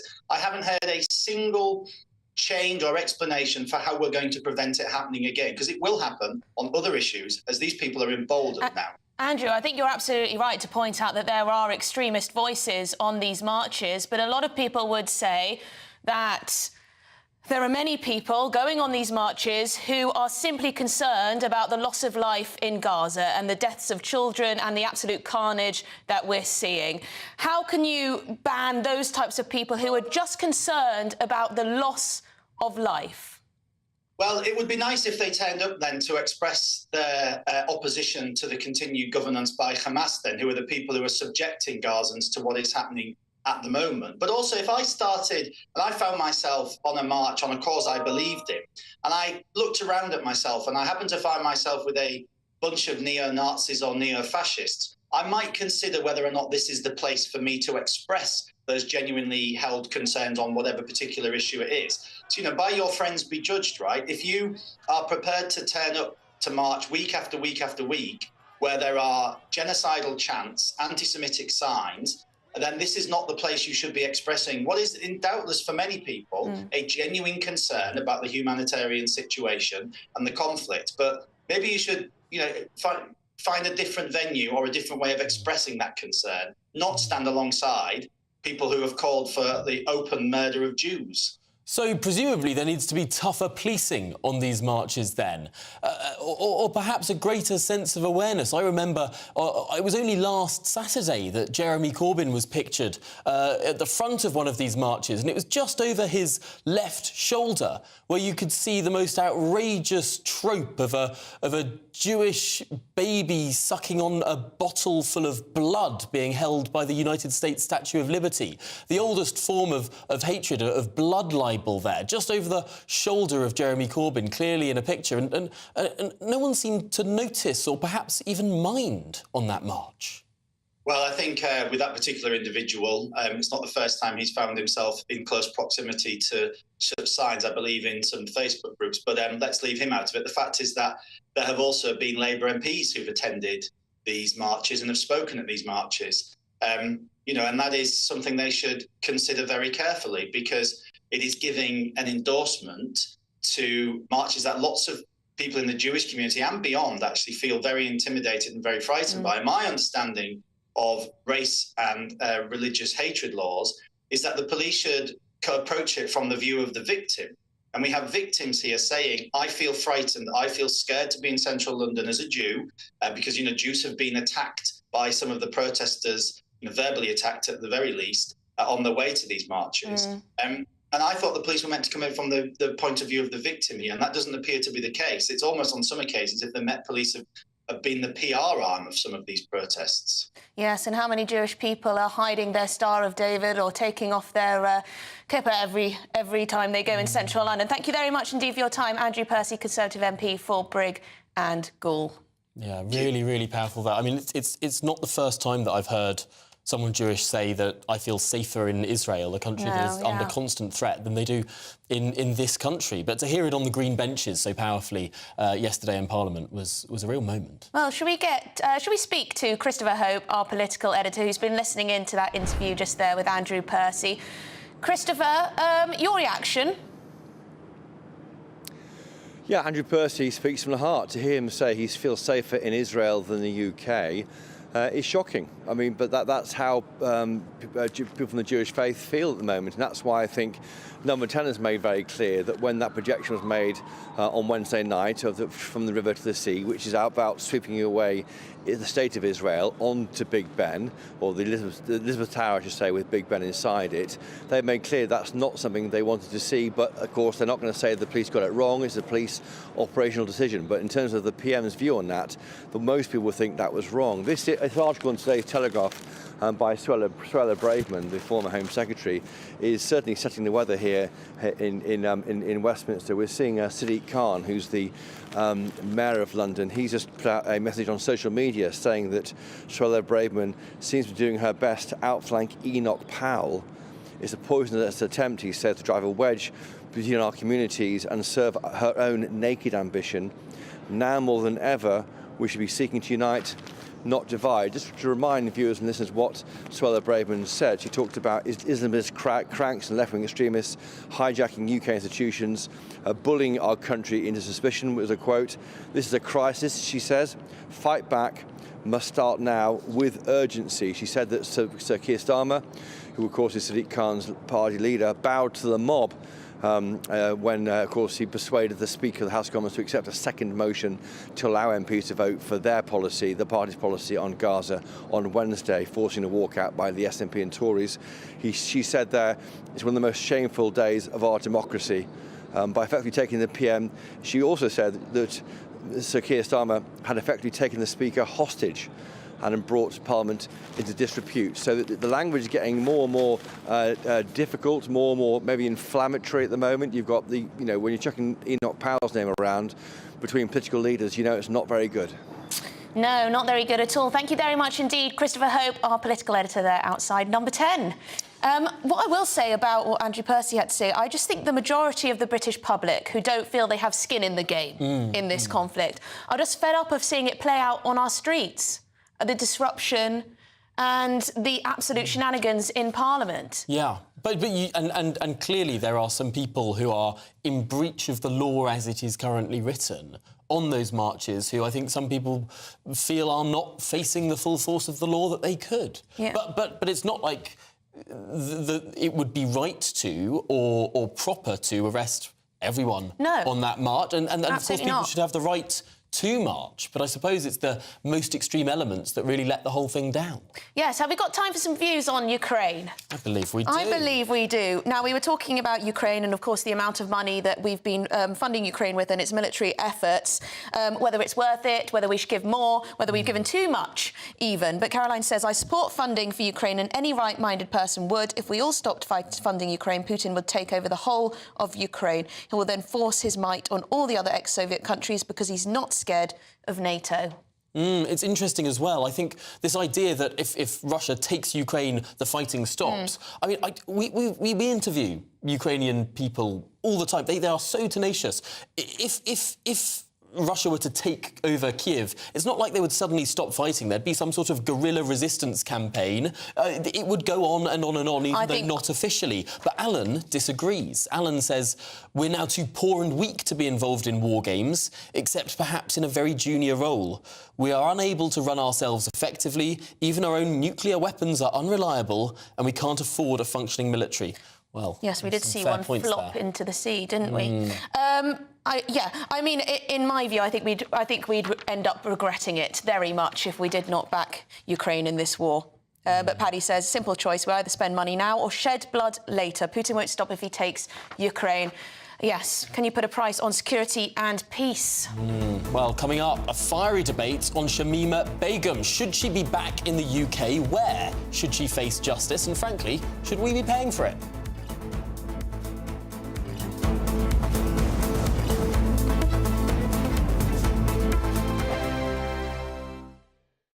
Tired of the usual focus-tested, pre-prepared Westminster runaround? Well, so am I. So you want higher taxes? Is your department to blame for this? Are you rethinking this policy? Every Sunday at 9:30, I'll be sitting down with those in power to get the truth about the issues affecting you.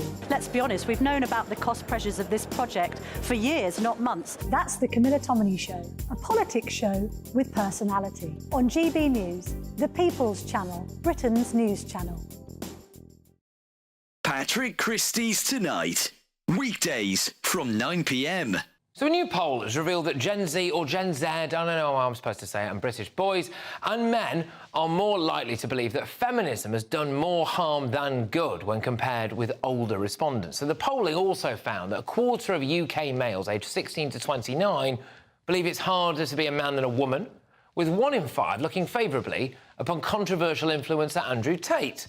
37% of them also agree that the phrase toxic masculinity is unhelpful. So, with Gen Z boys increasingly holding this view, has feminism done more harm than good? Let me know your thoughts. Email me, gbviews@gbnews.com, tweet me @gbnews, and make sure you take part in our poll. But I'll bring you those results shortly. Going head-to-head on this tonight are author and commentator Anna May Mangan and YouTuber and social media influencer Pearl Davies. Both of you, thank you very much. Pearl, I'll start with you. Has feminism done more harm than good, especially when it comes to these Gen Z boys? Yes, it has. Feminism really has turned into a bunch of crybaby women that want to complain that we're not given equal opportunity when really women are given more opportunity than men. And so, yeah, I would say feminism is a hate group and it's a bunch of crybaby women. Anna, would you like to come back to that? Crybaby women feminism, apparently. So we've got a right lad with us tonight with Pearl and her opinions, haven't we? How could it possibly do harm? Pearl wouldn't do, I hope you vote. I assume you do. I hope you're not chained to the kitchen sink at home. I'm not sure if you've got a job, so I don't know very much about you, but you're probably, if there's a bloke doing the same thing as you, you're probably earning less than him. So of course feminism is something that it got us the vote in the first place, and it's still doing a power of good. It's just whingy men, and actually I changed that. They're lads, they're not men. 2024, a battleground year. The year the nation decides. As the parties gear up their campaigns for the next general election. Who will be left standing when the British people make one of the biggest decisions of their lives? Who will rise? And who will fall? Let's find out together. For every moment, the highs, the lows, the twists and turns. We'll be with you for every step of this journey. In 2024, GB News is Britain's election channel.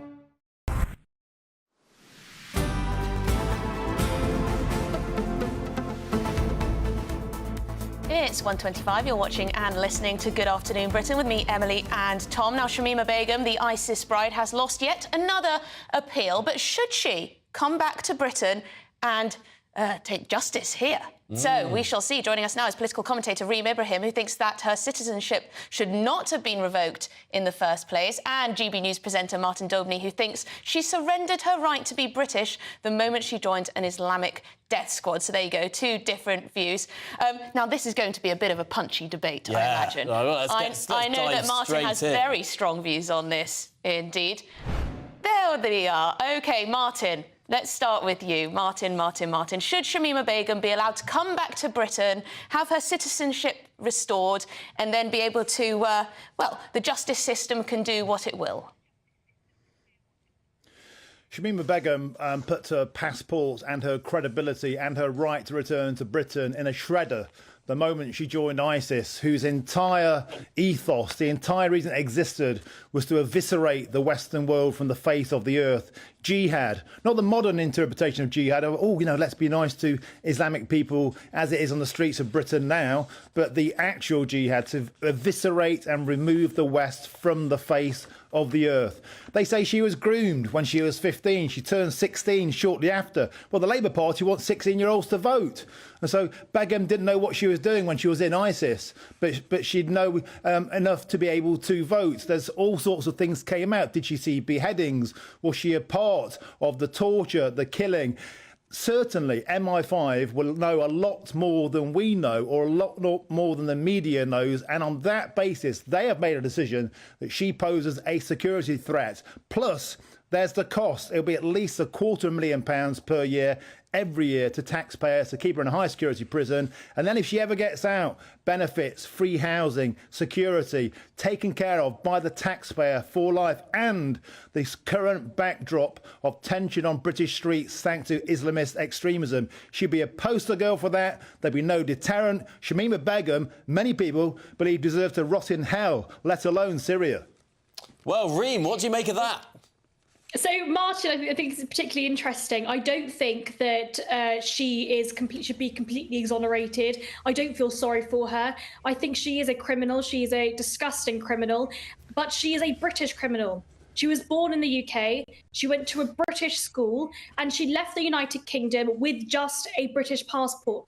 You cannot morally make somebody stateless purely based on the fact that their parents have a different heritage. Now, the reason why I'm trying to make this point here is effectively this sets a precedent so that any time if you or I both committed the exact same crime, I could have my citizenship revoked just because my father happens to have been born in Egypt, even though I don't speak the language. I have only been to Egypt a number of times. And yet I could be seen as a second-class citizen effectively as a result of me having a different heritage. So this effectively then sets a very dangerous precedent, in my opinion. Again, I don't have any sympathy for Shamima Begum, but I do think that she is British and that she deserves to be rotting in a British cell. Martin, that's a strong point from Reem. It would create a sort of two-tier citizenship.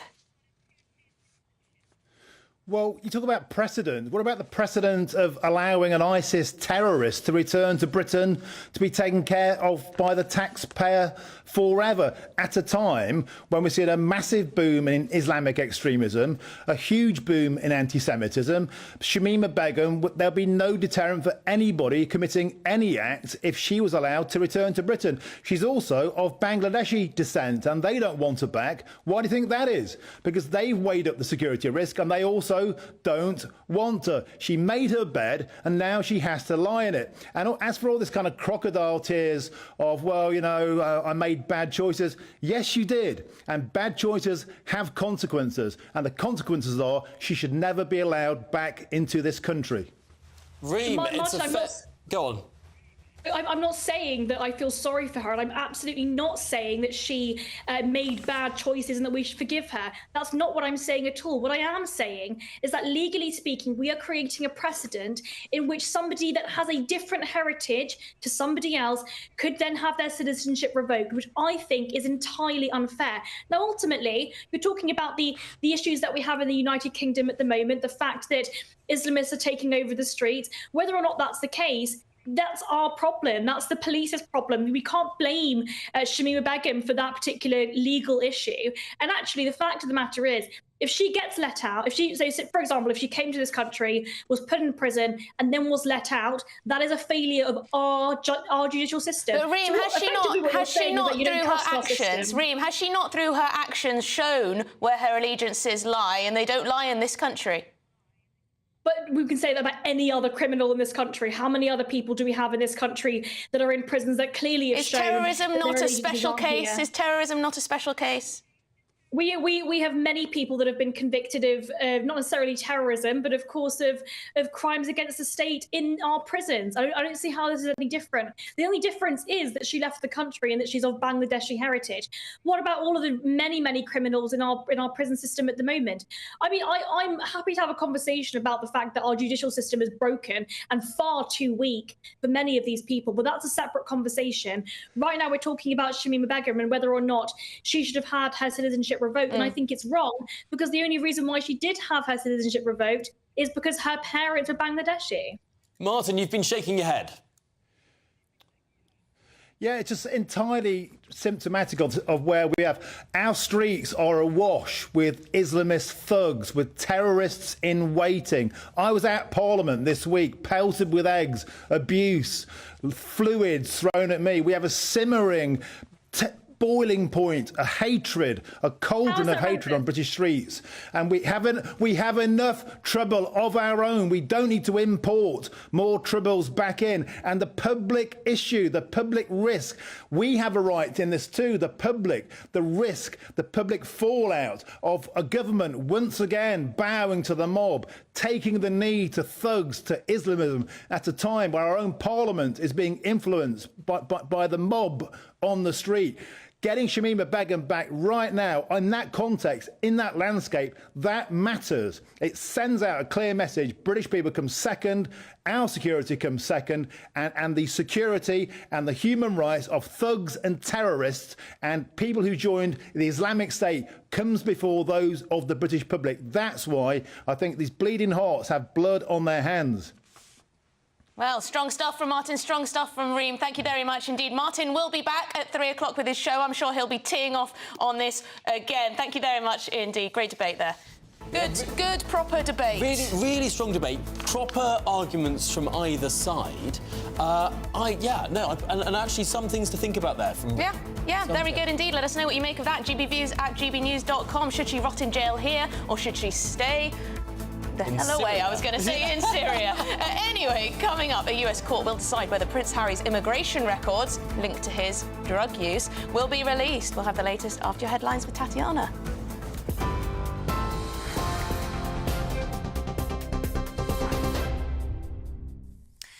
Emily, thank you. Well, as you've been hearing, ISIS bride Shamima Begum has lost an appeal over the removal of her British citizenship.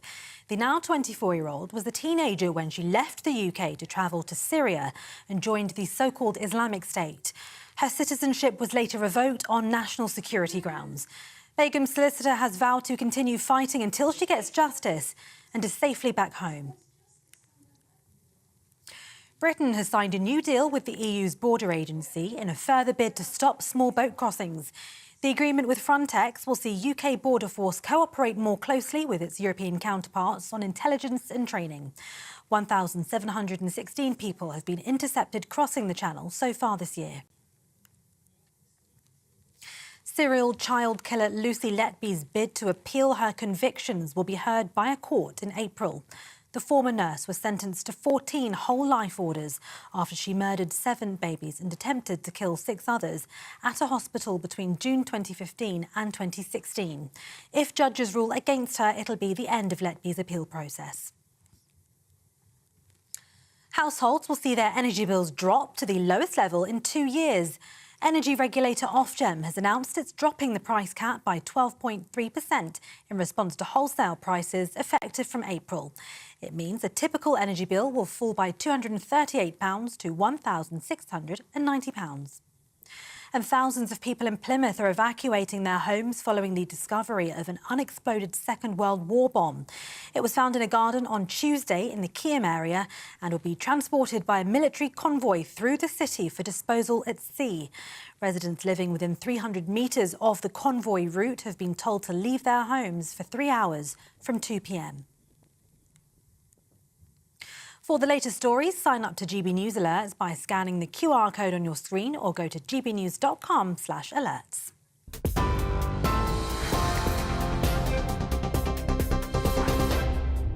For a valuable legacy your family can own, gold coins will always shine bright. Rosalind Gold proudly sponsors the GB News Financial Report. Here's a quick snapshot of today's markets. The pound will buy you $1.2693 and €1.1717. The price of gold is £1,598.49 per ounce, and the FTSE 100 at 7,692 points. Rosalind Gold proudly sponsors the GB News Financial Report. Wake up to the headlines with Headliners every morning at 5 a.m. We treat you to the day's biggest stories before anyone else, 7 days a week. You can catch up on everything you need to know before you've even had your kippers. Headliners every morning at 5 a.m. only on GB News, the People's Channel, Britain's news channel. Good afternoon, Britain. Good afternoon, Britain. Join us, Tom and Emily, To find out what's happening in the heart of Westminster. and why it matters to you. Weekdays from midday, we bring you the most compelling stories from across the United Kingdom. And from your doorstep to our inbox. That's right, we want to hear from you. GB News, Britain's news channel. Martin Daubney, weekdays from 3 p.m. You have a president in President Biden who's not enforcing the law that was passed by Congress. President Obama, criticize him or not, actually enforced the law and was deporting people that had crossed illegally. Of course, President Trump enforced the law and improved the law to make sure that, and worked with Mexico to have the Remain in Mexico policy. Biden has abandoned federal policy. In fact, he's deliberately trying to let in as many immigrants as possible. More for the Democrats, more is better and less is racist. Just astonishing. And the statement that Greg Abbott put out is really feisty stuff. He said the federal government has broken the contract between the United States and the state of Texas. And the eye numbers, Greg, are simply eye-watering. 6 million illegal immigrants have crossed our southern border in just 3 years, Governor Abbott says. That's more than the population of 33 states in the United States. Astonishing numbers. And Martin, that's just Texas. If you add Arizona and other border states, you know, it's pushing 10 million. By the end of Biden's term, it'll be 11 million. A study by Yale University a few weeks ago, 3 very liberal professors that did the study estimate there's 22 million illegal aliens. So this is a crisis that was created by Biden. It's what he wants. They want unfettered access to the border. They're letting them in. It's a real hardship on the working people of Texas and other border states. And now it's a real hardship on cities that the federal government, as well as the governors of Texas and other states, are sending some of the migrants to those so-called sanctuary cities. Every Sunday from 11, join Michael Portillo. There will be topical discussion, looking at the week before and the week to come. So kick back and relax at 11 a.m. on Sundays on GB News with me, Michael Portillo. GB News, the People's Channel, Britain's news channel.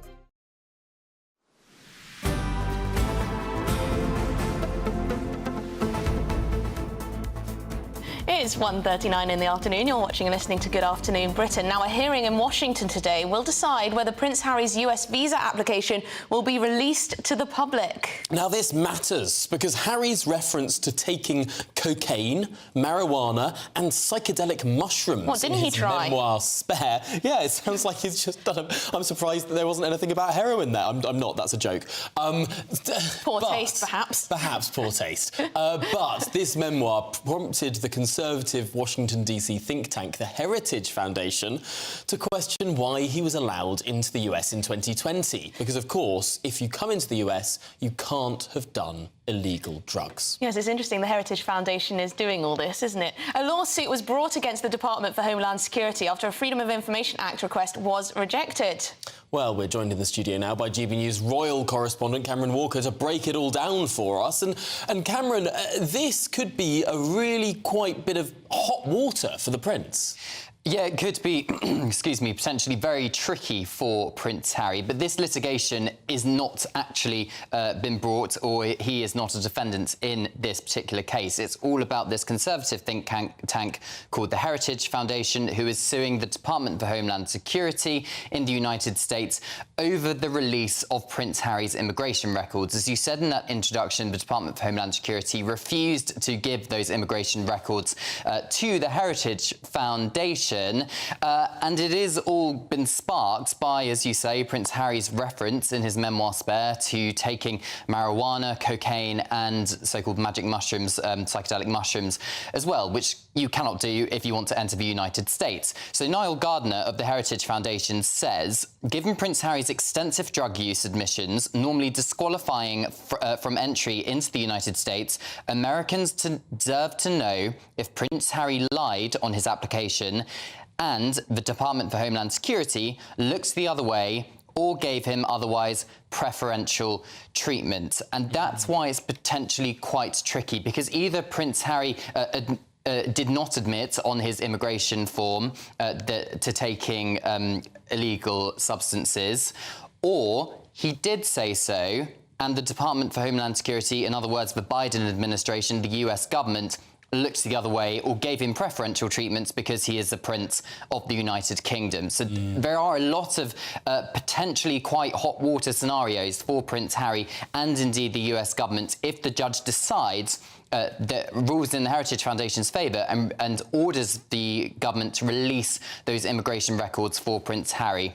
A government lawyer for the Department for Homeland Security had previously written in a court submission, courts hold that a person's visa or immigration status is private, personal information and therefore is exempt from disclosure. I have contacted Prince Harry's office for comment. As of yet, nothing back from them. The hearing in this case in Washington, D.C. expected to happen our evening time, US's lunchtime, and then the judge will make his decision at a later date. So as the Heritage Foundation, are they attempting to expose potential double standards here? I think that is the accusation against the government, the US government here, because I think if they are arguing that an ordinary citizen, if they put on their immigration application form to enter the United States and they put that they had taken illegal substances, it is very likely that that immigration would be refused. They would be refused entry into the United States. They'd need a very specific exemption. So the question is, if Prince Harry was legally warranted an exemption, if he did admit to taking illegal drugs on that form, who made that decision within the Biden administration or the Department for Homeland Security? Now, that may not be the case. Prince Harry may have may have not put on his immigration record that he had taken illegal drugs, in which case all eyes will turn on Prince Harry for why he lied on his immigration records. As I said, we don't know what's on that immigration record, so there's no suggestion Prince Harry has lied at this point, but clearly that's what the immigration records would tell us either way. Yeah, but either way, it's not good for anyone, is it? I mean, either he lied, or perhaps he might say he forgot, or something like that, but that is a criminal offence, if I'm not mistaken, to lie on your immigration application form in the United States. So it's either fault on his part or fault on the Biden administration's part. There's no happy conclusion to this saga. And this all comes back to his memoir Spare, and it's got himself into a lot of hot water because not only has he admitted in that book to taking illegal substances at various times, there's also other instances within that book which have since been proven to not be particularly true. I remember breaking exclusively on GB News that Prince Harry perhaps forgot, or at least was not aware of the circumstances surrounding the death of his great-grandmother, the Queen Mother. He said when he found out she died, he was at school. He was actually on holiday skiing with the then Prince Charles and Prince William. So it's all of those points in his book which question whether there are more perhaps serious allegations in that book which perhaps are Prince Harry's version of the truth rather than the full truth. Well, thank you very much indeed, Cameron Walker. You would have thought his legal team might have told him to edit that bit out of Spare. Yeah. Might cause you some problems, Prince Harry, down the line, I quite like with that your phrase. visa. No, certainly. I quite like the phrase, though, Prince Harry's version of the truth rather than the full truth. Well, it's always about my truth, isn't it? Yeah. I don't care about the facts. It's my truth. All right? My truth. And you have to believe my truth because it's mine. But what if my truth is in contravention to your truth? Do you have to believe my truth and I have to believe your truth? Well, they have to get a neutral arbiter. Well, both can coexist in this made-up world, but anyway. Schrodinger's truth. Well... Coming up. Coming up. We're asking if AI is rewriting history. Well, all will be revealed after this very short break. This is spooky, this.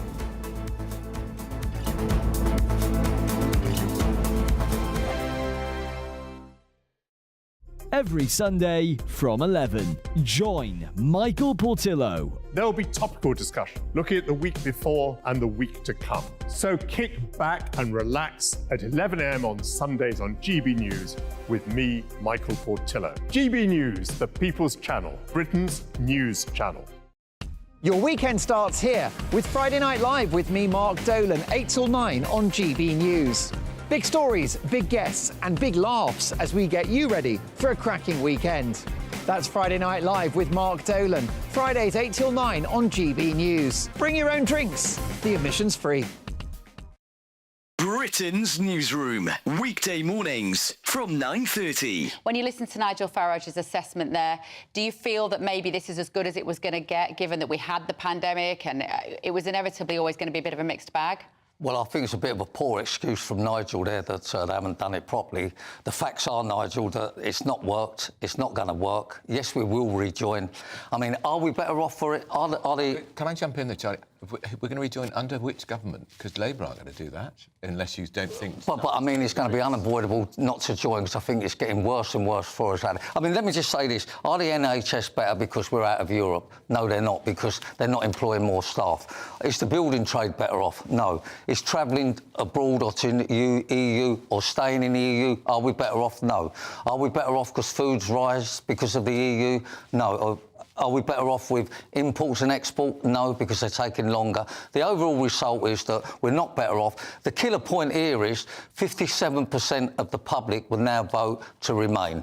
33% would leave. Surely that's the telling point. It depends on the pollster, Charlie, because we were talking to a very good pollster earlier who said there's no enthusiasm for any change in a year. Maybe 10 years, they might be thinking about it. Belinda de Lucia, let's bring you in. I'm sure you want to react to what Charlie said. I mean, who would have thought that the UK wanting to run its own affairs and making our politicians more accountable would be so revolutionary? EU Parliament voted a majority to get rid of the vetoes, the last remaining scraps of democracy that the EU had. Now, luckily for EU citizens at the moment, you know, it means a treaty change to actually go forward. But that is the mood. The ever closer union. We have dodged a federalised, globalist, international, power-gobbling, anti-democratic organisation, and that's worth more than a few trade and travel perks for a few wealthy people in this country. Hear, hear. Belinda de Lucia, Charlie Mullins, great to see you both. I'm Andrew Doyle. Join me at 7 o'clock every Sunday night for Free Speech Nation, the show where I tackle the week's biggest stories in politics and current affairs with the help of my 2 comedian panellists and a variety of special guests. Free Speech Nation, Sunday nights from 7 on GB News, the People's Channel, Britain's news channel.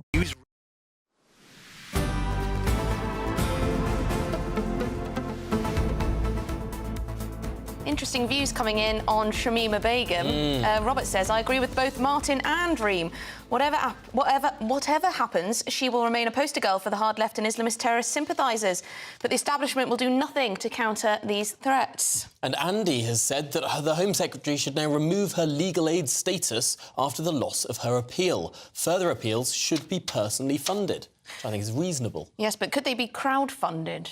Well, that's fine. If idiots want to give her lots of money and then pay expensive lawyers lots of that money, they should be free to do so. It'd be a bit grim, though, wouldn't it? It'd be a bit grim to know that people are giving their own... As long as it's not my money, I don't really care. Fair enough. Russell says there needs to be a major revamp of our legal aid system for people like Begum. It is ridiculous that we must fund endless appeal after appeal. There should be a limit of 1 hearing, with any subsequent hearing privately funded or provided pro bono. There would probably be a lot of lawyers who'd be like, oh, I'll do it pro bono. Yeah. I'll do it pro bono. They'd think they were doing such a nice thing. Yes. For the girl who allegedly sues suicide vests and all the rest of it. I did see a human rights group have come out and said she's a victim of bullying and, you know... Yeah, of course. It's ISIS that are the victim. She's a victim in all of this, but Darren says, so pleased she lost the appeal. Anybody who hates this country and what it stands for, the door is always open for you to leave.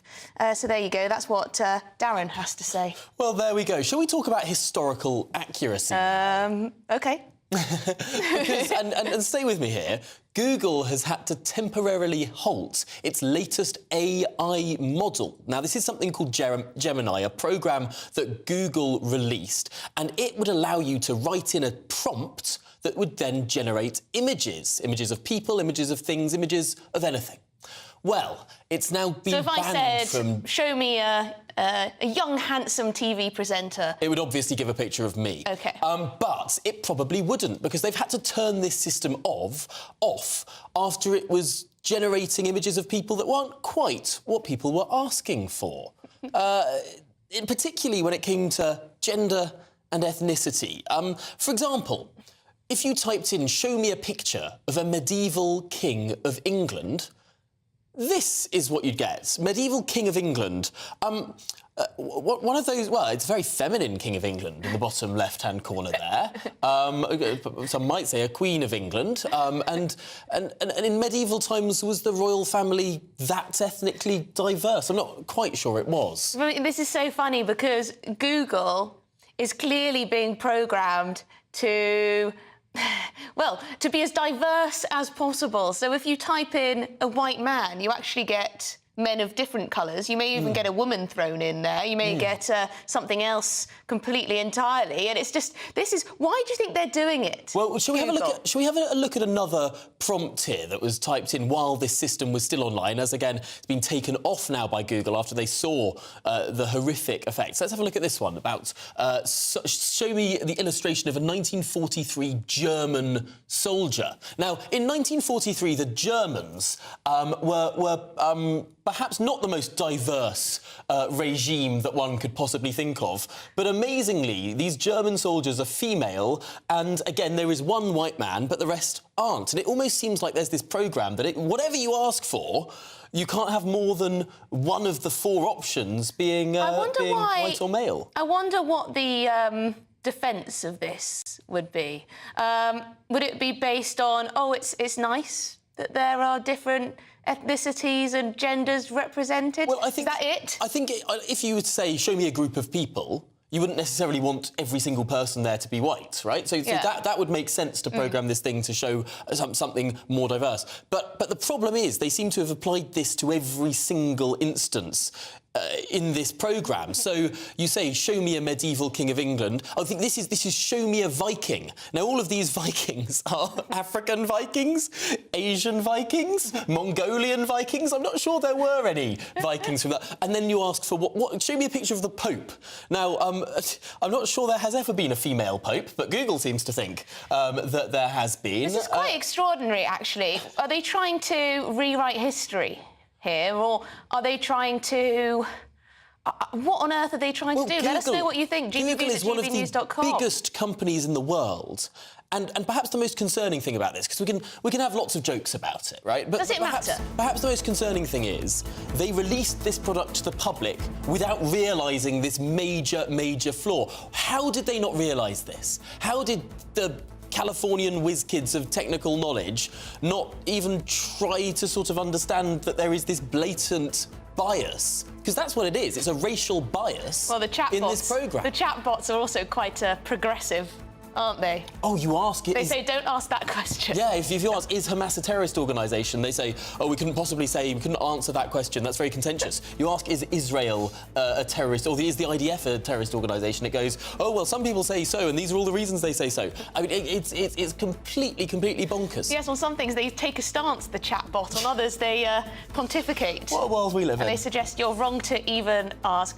Let us know, what do you think Google is up to there? But we're going to be talking after the break. We're going to be talking about Suella Braverman's comments in The Telegraph. She was saying that Islamists, extremists and anti-Semites are running the country. Is she right, or is that a bit much? Stay with us.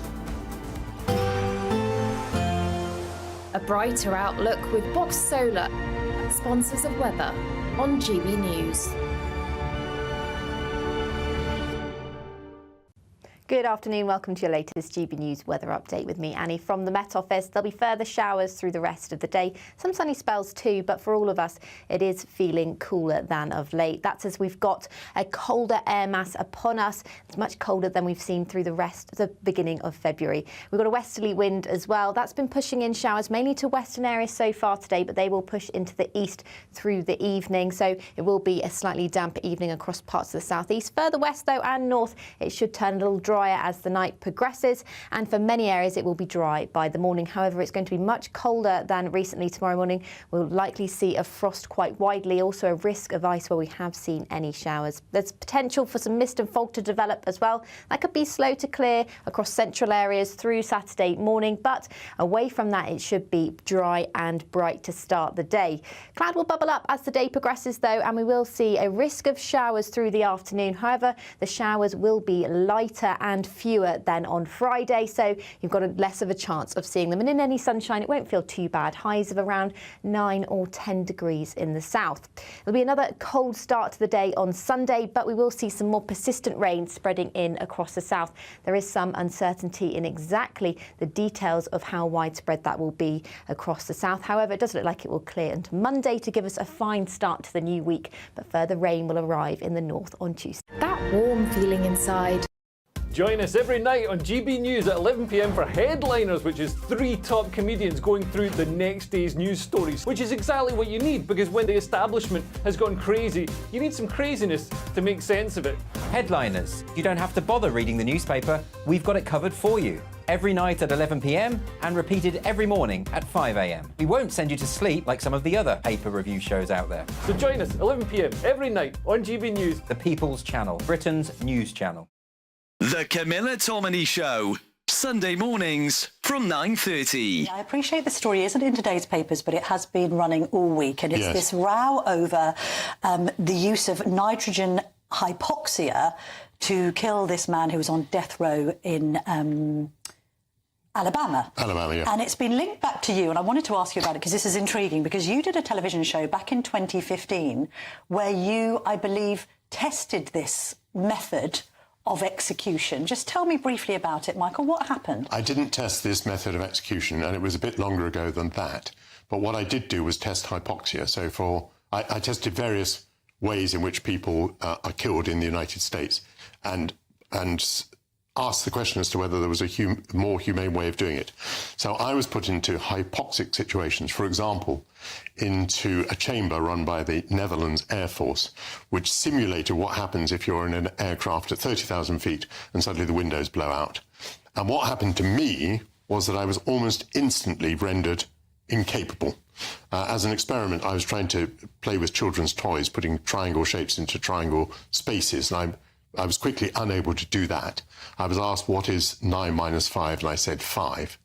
And then the officer who was with me, the Air Force officer who was wearing an oxygen mask, said to me, Michael, put your mask on or you will die. And I was incapable of putting my own mask on. Now, this suggested that hypoxia was very fast acting, and that you had... Obviously, I was in no pain or anything like that. I was just completely unaware. By the way, this is why, if you're on an aircraft and it depressurizes, you must put your own mask on first. But of course, I can't go on and draw conclusions. No. We did not experiment with nitrogen. But what I can say is it was evident to me that hypoxia renders you incapable almost instantaneously. I think the most exciting bit for me is talking to people. People who I think are ignored often by the major news channels. We're going to give news they want to hear. There's a voice there that needs to be heard. I think there's a chance here for a diversity of opinion to be expressed, which you don't find elsewhere. It's really exciting. We don't hold back. We're free to say how decisions that are taken here affect us all around the country. Only on GB News, the People's Channel, Britain's news channel.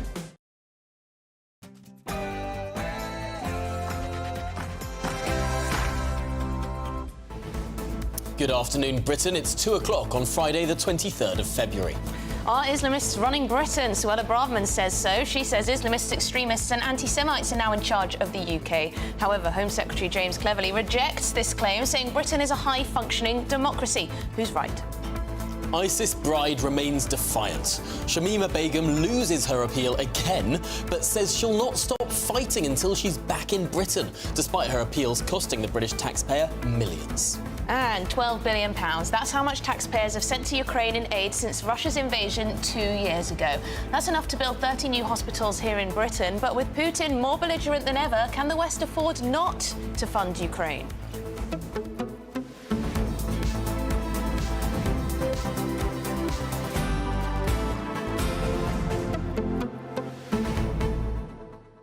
It is so interesting how appeal after appeal after appeal appears to be funded by you and me. Well, I mean, interesting is one word for it.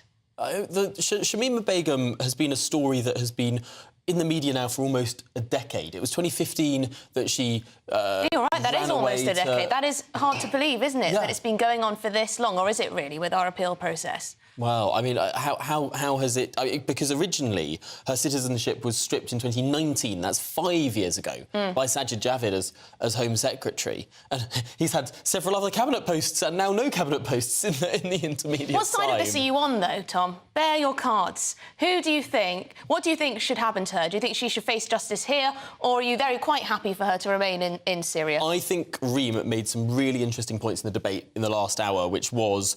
she's British, so she should face British justice. But she was a dual citizen Yeah, she's not British anymore. So she's not just British. Yeah. So that means that the Home Secretary was completely within his rights, in my view, and apparently in the court's view, to withdraw her citizenship because it didn't make her stateless. She's not stateless because she has Bangladeshi citizenship as well. So it's a perfectly fine and legal thing to do, in my view. My view is that the human rights of the rest of us should prevail, should take far more importance than that of Shamima Begum. And I really do not like to think that my hard-earned taxpayer money coming out of my payslip every month is going towards funding her legal aid. But there you go, that is the Britain we live in. Let us know what you think, GBViews at gbnews.com. But first, your headlines with Tatiana.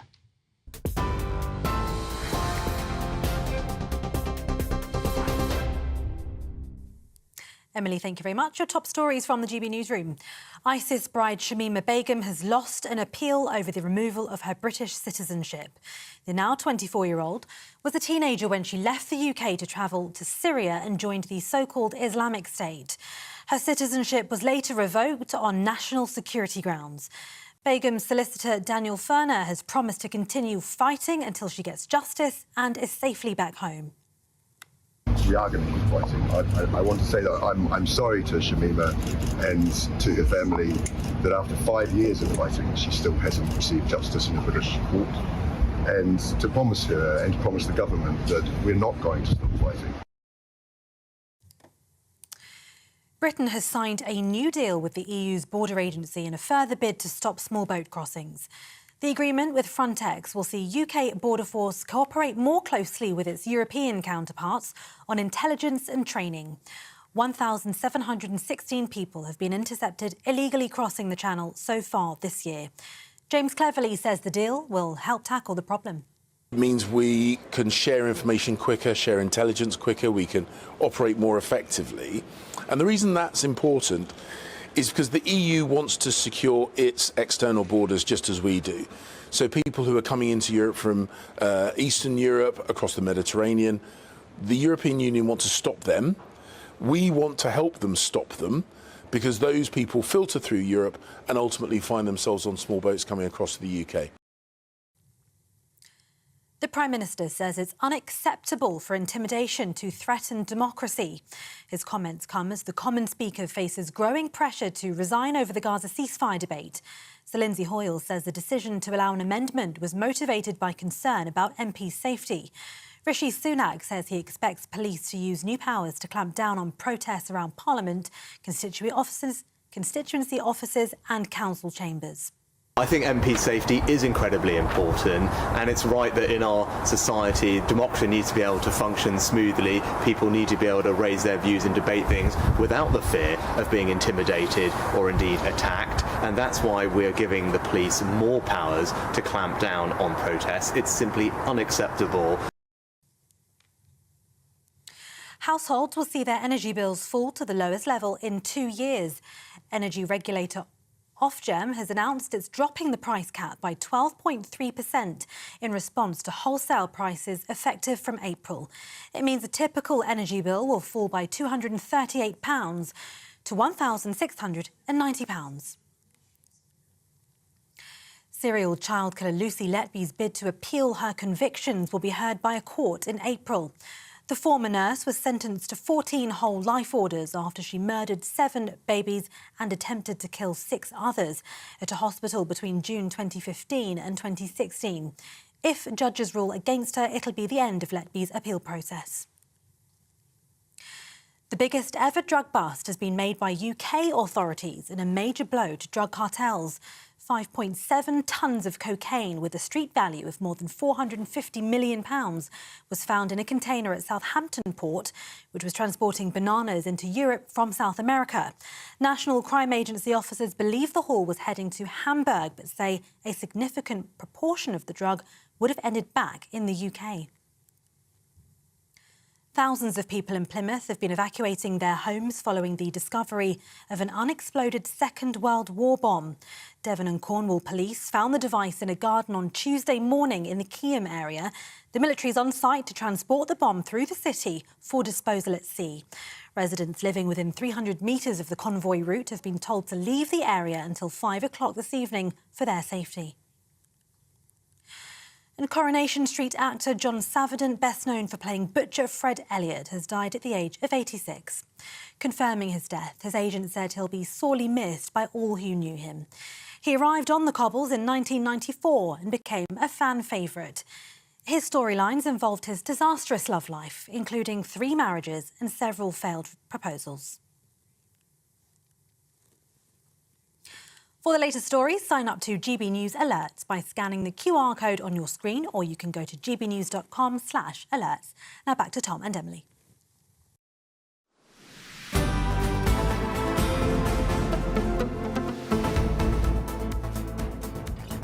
Has Britain been bullied into submission?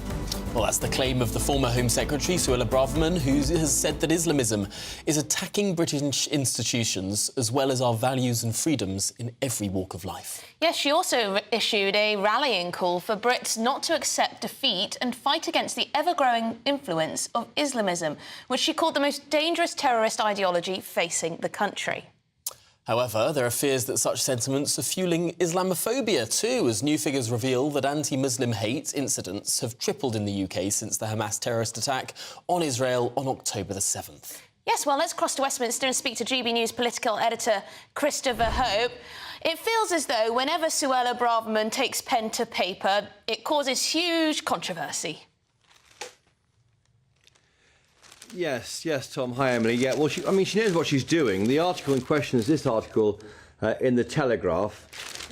She was commissioned to run it by The Telegraph. It doesn't pull its punches. It comes after the protests outside Parliament on Wednesday night.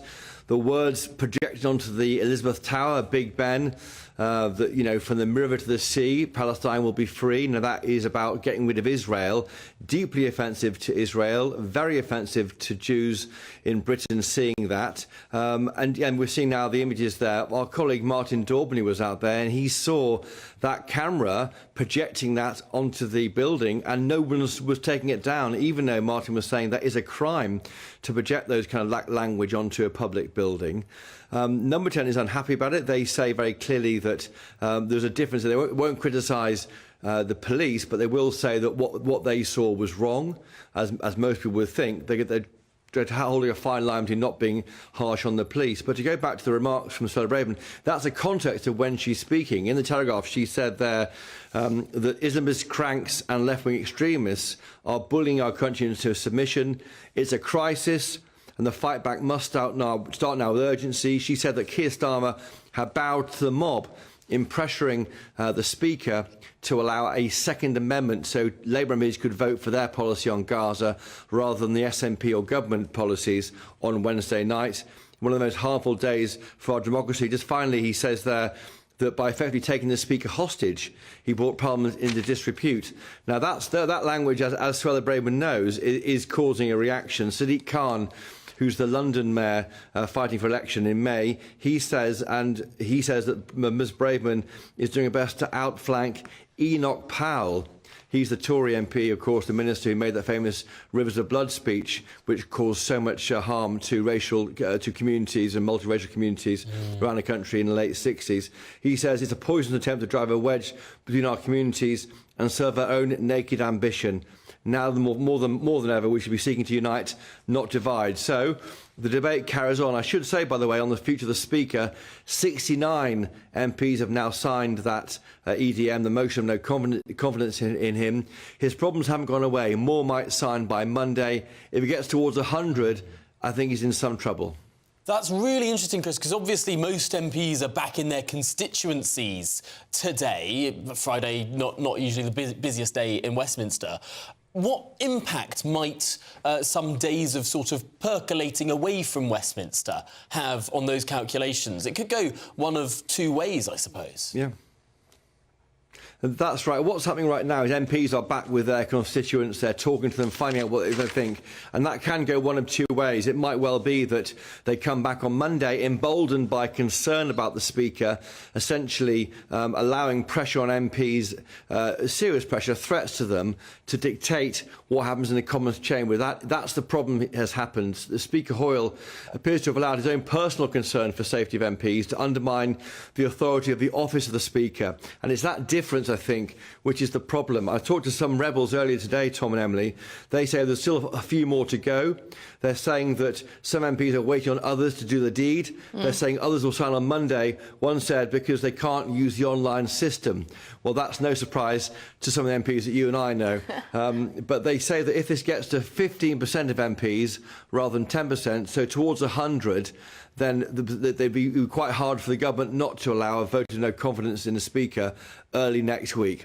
He's not out of the woods yet. Very interesting to see if it fizzles out or gains momentum. Thank you very much indeed, Christopher Hope, GB News political editor. You know, one thing that Suella Braverman did write in her article that is quite alarming is that she says the government has failed if 75% of MI5's caseload consists of Islamist terrorism, yet the proportion of Islamist referrals into the PREVENT scheme, which is the counter-terrorism programme, is only 11% and falling. So why, if the MI5 has this huge caseload of Islamist terrorism cases, why are only 11% of referrals to PREVENT, the government's counter-terrorism programme, to do with Islamists? I am staggered by that figure. Yeah. That 89% of referrals to the PREVENT programme are nothing at all to do with Islamist terrorism. Well, this is what William Shawcross was saying. He did the review into the programme and he said that those working on the programme,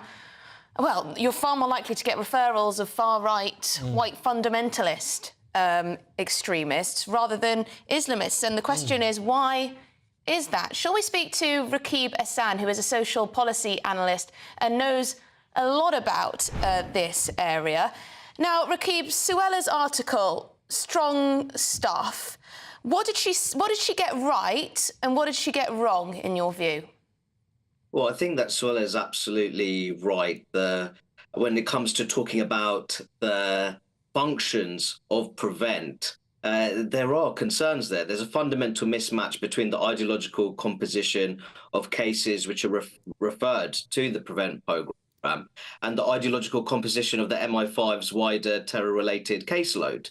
The ideological composition of cases referred to PREVENT don't reflect the reality that Islamist extremism represents the principal terror threat in modern Britain. And that's also reflected when you look at the ideological composition of the terror-related population across the prison estate. And I've argued for some time that there are left-leaning, progressive-leaning public bodies in education and healthcare. They're far too involved within the PREVENT scheme when it comes to the referral system. And I think you have those institutions where there are those progressive biases being paralysed by identity politics and political correctness. And that's why you have that fundamental mismatch, where you have those ideological composition of cases where there's actually quite a relatively low percentage of Islamist radicalisation cases that doesn't reflect the wider terror threat. Are you suggesting that maybe, because PREVENT relies on referrals, doesn't it? It relies on people to refer people that they suspect to be extremists in one way or another. Indeed. So you're suggesting that maybe in schools, for example, teachers are loath or apprehensive to focus on, I don't know, a child might be espousing what seems to be Islamist views, but they don't really want to go there. They're worried about maybe accusations of Islamophobia, that sort of thing? There could be accusations of racism, Islamophobia. To be honest, I much prefer the term anti-Muslim prejudice.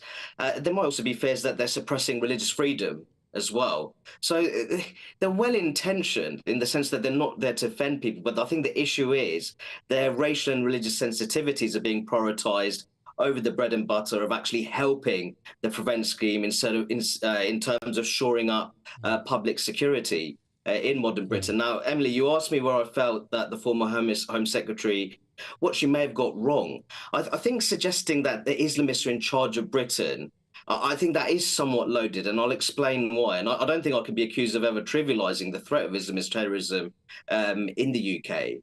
But I think if you're talking about Islamists being in charge, that would include being in charge of all the democratic bodies in the country, all of our police forces, the court system, the wider education systems, schools and universities, and indeed the civil service. So I think that you can talk very robustly in terms of addressing the challenge of Islamist extremism, the principal terror threat in the country, without engaging in such alarmist language. So would it be your view that perhaps sometimes these institutions are just too weak to stand up to groups in society, or sort of not wanting to talk that language rather than have been somehow infiltrated and taken over?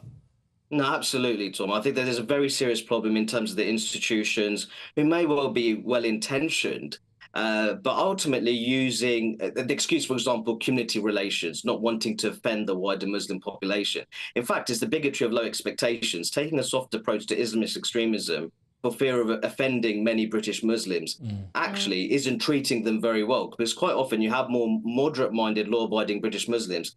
They have to face that Islamist intimidation and harassment on a day-to-day basis. Yeah. You're doing them a grave disservice. But I think ultimately, I think that the one point that I'd really like to make is that you can talk very robustly about the threat of Islamist extremism without talking about this view of Islamists being in charge of Britain, because I think that language is actually quite defeatist. That's very interesting. But what do we do about the problem that we have, where we have a huge rise in anti-Semitism? At the same time, we have a huge rise in anti-Muslim incidents. How on earth do we restore what we all want to see, some kind of societal harmony? Or is that, you know... Too idealistic. Too idealistic, not going to happen? Well, I'm generally a very optimistic person, so I think that we can definitely make improvements when it comes to social cohesion. But the real worry is that under multicultural policy, we've empowered the wrong actors in particular communities, including those who, in my view, are tribal opportunists within British Muslim communities, who are, quite frankly, more concentrated on their own social status, gaining control for themselves, as opposed to representing their community as well as operating in the interests of social cohesion at large. Well, Dr. Rakib Ehsan, really appreciate your thoughts on what is a fairly spicy article by the former Home Secretary in The Telegraph. Parts of it very sensible, parts of it perhaps unhelpful. Well, yeah, Rakib does know his stuff on this. But coming up, we will be speaking to our very own Nigel Farage, live from CPAC in Washington, D.C. He's due to give a speech later today. What might he say? We'll get the juicy, all the gossip for you.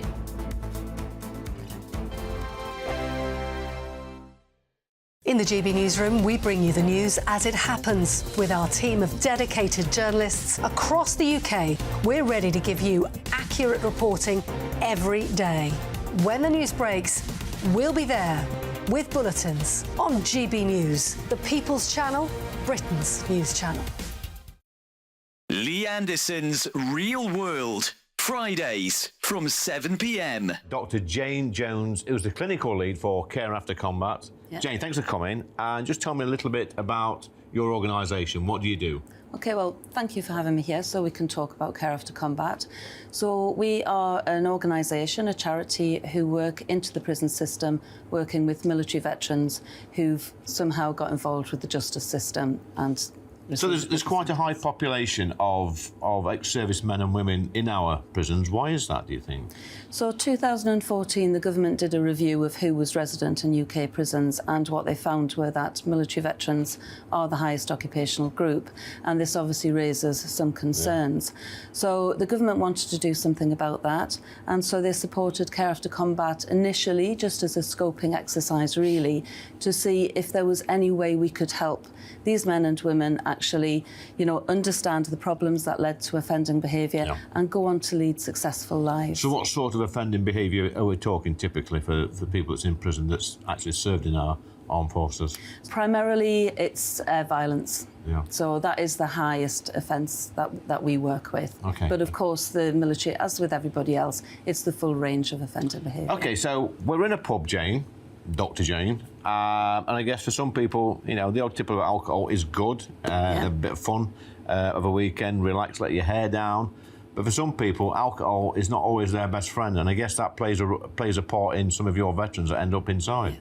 Absolutely. So, speaking from my own experience, a good 2/3 of the people I work with have some kind of mental health problem or mental health difficulty, struggling to either adapt into civilian life or with some of the traumas they've experienced during service. People might self-medicate with alcohol to manage some of those thoughts and feelings. Your weekend starts here with Friday Night Live with me, Mark Dolan, 8 till 9 on GB News. Big stories, big guests and big laughs as we get you ready for a cracking weekend. That's Friday Night Live with Mark Dolan. Fridays 8 till 9 on GB News. Bring your own drinks. The admission's free. Have a great Saturday night with me, Leo Curse, on the Saturday Night Showdown. It's a crazy world out there, so come and make fun of it with me, my panel of comedians, and a couple of people who actually know what they're talking about. The Saturday Night Showdown is your front row ticket to the clown show every Saturday, only on GB News, the People's Channel, Britain's news channel.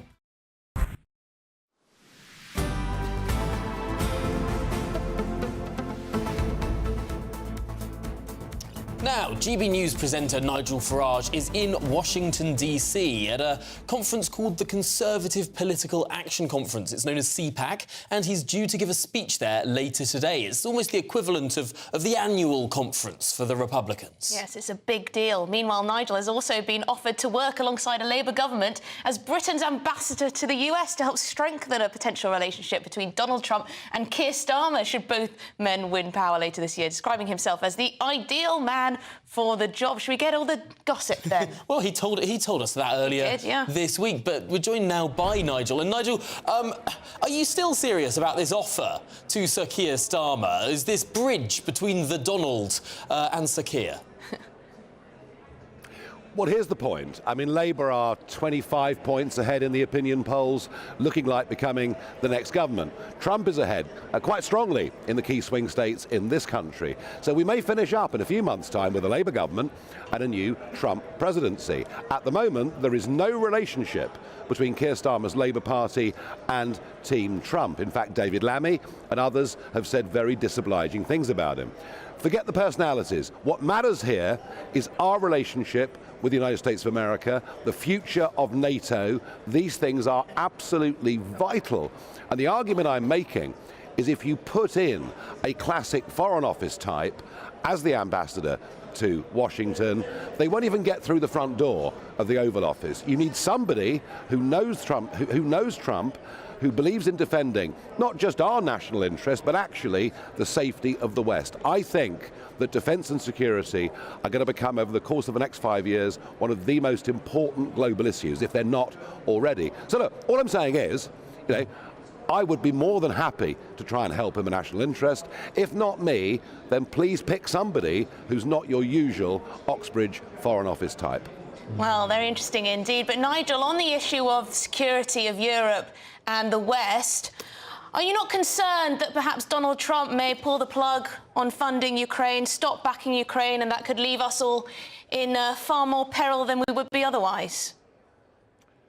Well, first things first, NATO. That's been the big debate over the course of the last couple of weeks. There is no way that a Donald Trump administration, no way that they would, just abandon their allies like the United Kingdom. What he wants is NATO to pay its fair share. On Ukraine, this is much, much more difficult. There is a strong feeling amongst American taxpayers that they're shoveling tens of billions into a country that is one of the most corrupt countries in the world. They've no idea whether the money is getting to the right place. And yeah, the future funding of Ukraine is going to be a very major problem. And I think what Trump wants is peace talks. But I have to say, after the murder of Navalny, that becomes very much more difficult. Yeah, the president of Ukraine, Volodymyr Zelensky, has offered the hand to Donald Trump to come to visit him in Ukraine. Do you think that he might be wanting to accept that offer, perhaps do a walkabout, as Boris Johnson once did? Well, have a think about Trump as president. They all said this insular American president who'll withdraw America from the world. Well, in one sense, it's true. He's the first president in years not to launch a new war. But actually, he went all over the world trying to be a peace broker. He crossed the line and went into North Korea at a time when there were great fears as to what their next actions might be. He helped to broker the most incredible series of peace agreements in the Middle East, called the Abraham Accords, something I think that really prompted the Hamas attack was a fear that Trump might get back in again later this year. So he has shown himself as a peace broker, and yes, I think he would go to Ukraine. I've no doubt about it. And Nigel, have you got your notes ready for your speech this evening? What are you going to say? You probably don't need notes, actually. Silly me. I've never used notes. No, I've always spoken from here and said what I think. And what I'm going to say is this, that when I first came here over a decade ago, I was the only foreign speaker.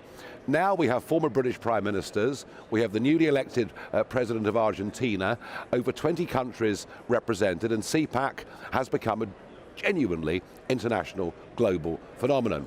And what I'll say is it's good news that we're seeing conservative-style parties right across Europe, resurgent, in America, doing very, very well, our country perhaps the exception, just at this moment in time, but that time is short, and that unless we're prepared to stand up and defend everything Western civilization was based on, and by that I mean family, nation, and Judeo-Christian identity, which underpins everything we've been building for 1,000 years and more. Unless we have the moral courage to stand up to it, we'll finish up with scenes such as those we've seen in Westminster this week, where fear stalks the corridors. Absolutely fascinating, Nigel, that Javier Milei, the new president of Argentina, is there with you too. I mean, he's someone who's cut the number of government departments in half. He's taken a chainsaw to the government. He wants to abolish the central bank. He's doing some really rather radical things in a way that perhaps most conservative leaders have been fairly timid to do. Do you think there are lessons that could be learnt? Because one of the big criticisms of Donald Trump as president when he was for his 4-year term was that the debt grew, was that spending grew. Could he learn something from Javier Milei, perhaps? Well, I think that Milei has been incredibly brave. I mean, Argentina, once a great country, was literally going down the drain. He's come in, he's done some very radical things. Interestingly, in the last 48 hours, the markets have turned. The markets are now saying, do you know what? Maybe Milei's economics is going to work. Maybe it is going to save Argentina from literally going down the economic drain. So, actually, do you know what? You know, ask me that question in a year's time, Tom, but I wonder whether we might all learn something from what he's doing. It's absolutely fascinating because people describe the Liz Truss era in the United Kingdom as if, oh, this is market economics, this libertarian experiment that has failed. When she increased spending, she tried to fix the price of energy, she did all of this sort of big state stuff that perhaps was more negative to global markets. You look at someone who's actually cutting the size of government, and it seems that the only Conservative leader anywhere in the world that's doing that actually is Javier Milei, and the markets respond positively to that. Yeah, I mean, you know, Argentinian bonds are at a 4-year high. Projections for the fall of the currency have significantly declined in the futures markets. No, international investors are beginning to say, you know what, this guy might just be getting it right. And I hope, for the sake of Argentina, that he does. Well, thank you very much indeed for talking to us, Nigel. Good luck for your speech later on. I'm sure it'll be barnstorming as always. Good to speak to you. Nigel Farage there, always on form. And I think we should all think that Argentina should get a lot richer, though, because it tends to be poor countries that, with unpopular governments, that go and scrap out for territorial ambitions. So, I mean, Russia, incredibly poor on a per-person basis. No wonder it's trying to grab territory. I think the Falklands are safer if Argentina is richer. Yeah, well, he has made it clear to the country that things are going to get worse before they get better. Yeah, if you slash government spending in that way, obviously, there are going to be some teething issues, but it's clear that he has his ideology and he's going to stick with it. He has a vision. Wouldn't that be nice in this country? Nice, yeah. I genuinely think he's the most interesting leader in the world today. Well, you know what? America landed its first spacecraft on the moon since 1972. Yes. We're going to be getting the lowdown on that later on in the show, and also catching up on Shamima Begum, who's lost her appeal, but she's not going to stop fighting. Stay with us.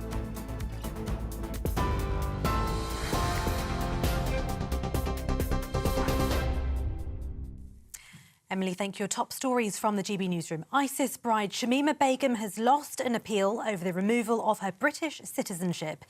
The now 24-year-old was a teenager when she left the UK to travel to Syria and joined the so-called Islamic State. Her citizenship was later revoked on national security grounds. Begum's solicitor has vowed to continue fighting until she gets justice and is safely back home. Britain has signed a new deal with the EU's border agency in a further bid to stop small boat crossings. The agreement with Frontex will see UK Border Force cooperate more closely with its European counterparts on intelligence and training. 1,716 people have been intercepted crossing the Channel so far this year. Serial child killer Lucy Letby's bid to appeal her convictions will be heard by a court in April. The former nurse was sentenced to 14 whole life orders after she murdered 7 babies and attempted to kill 6 others at a hospital between June 2015 and 2016. If judges rule against her, it'll be the end of Letby's appeal process. Households will see their energy bills drop to the lowest level in 2 years. Energy regulator Ofgem has announced it's dropping the price cap by 12.3% in response to wholesale prices effective from April. It means a typical energy bill will fall by £238 to £1,690. And thousands of people in Plymouth have been evacuated from their homes following the discovery of an unexploded Second World War bomb. Devon and Cornwall police found the device in a garden on Tuesday morning in the Keyham area. The military is moving the bomb through the city for disposal at sea. Residents who live within 300 metres of the convoy route have been told to leave the area until 5 o'clock this evening for their safety. For the latest stories, you can sign up to GB News Alerts by scanning the QR code on your screen, or you can go to gbnews.com/alerts.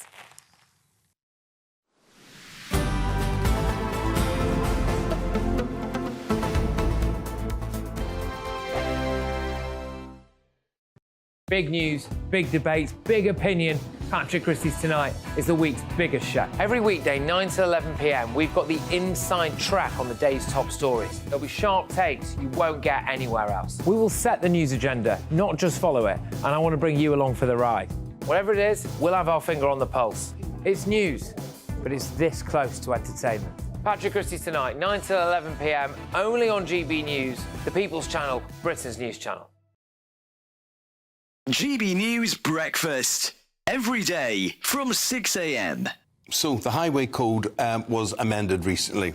Passed me by, but anyway, a new poll suggests this has made no difference to the safety of road users, and I could believe that. Yeah, there was an awful crash in London, wasn't there? A bus and a pedestrian yesterday. Fatality. So we're asking, is the highway code fit for purpose, or should we just scrap it altogether?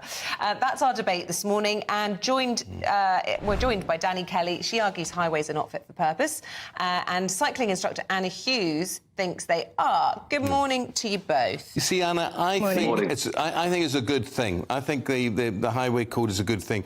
I just don't think that any of us pay any attention to it, or we should all be tested on it quite regularly, I would have thought. We should have revision courses in it.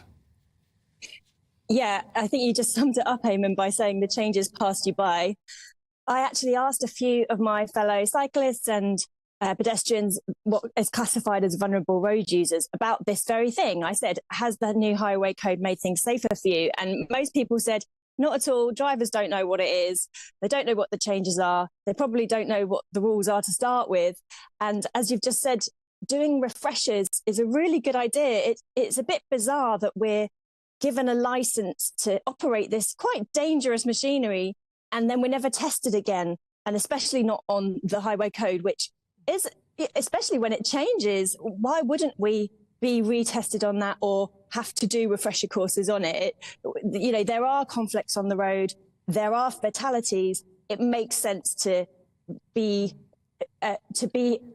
aware of what the highway code says, because it is there to keep us safe. Yeah, Danny Kelly, when I think back, I think it was 1999 I passed my driving test. Hardly any bikes on the road then, to be honest, probably virtually none.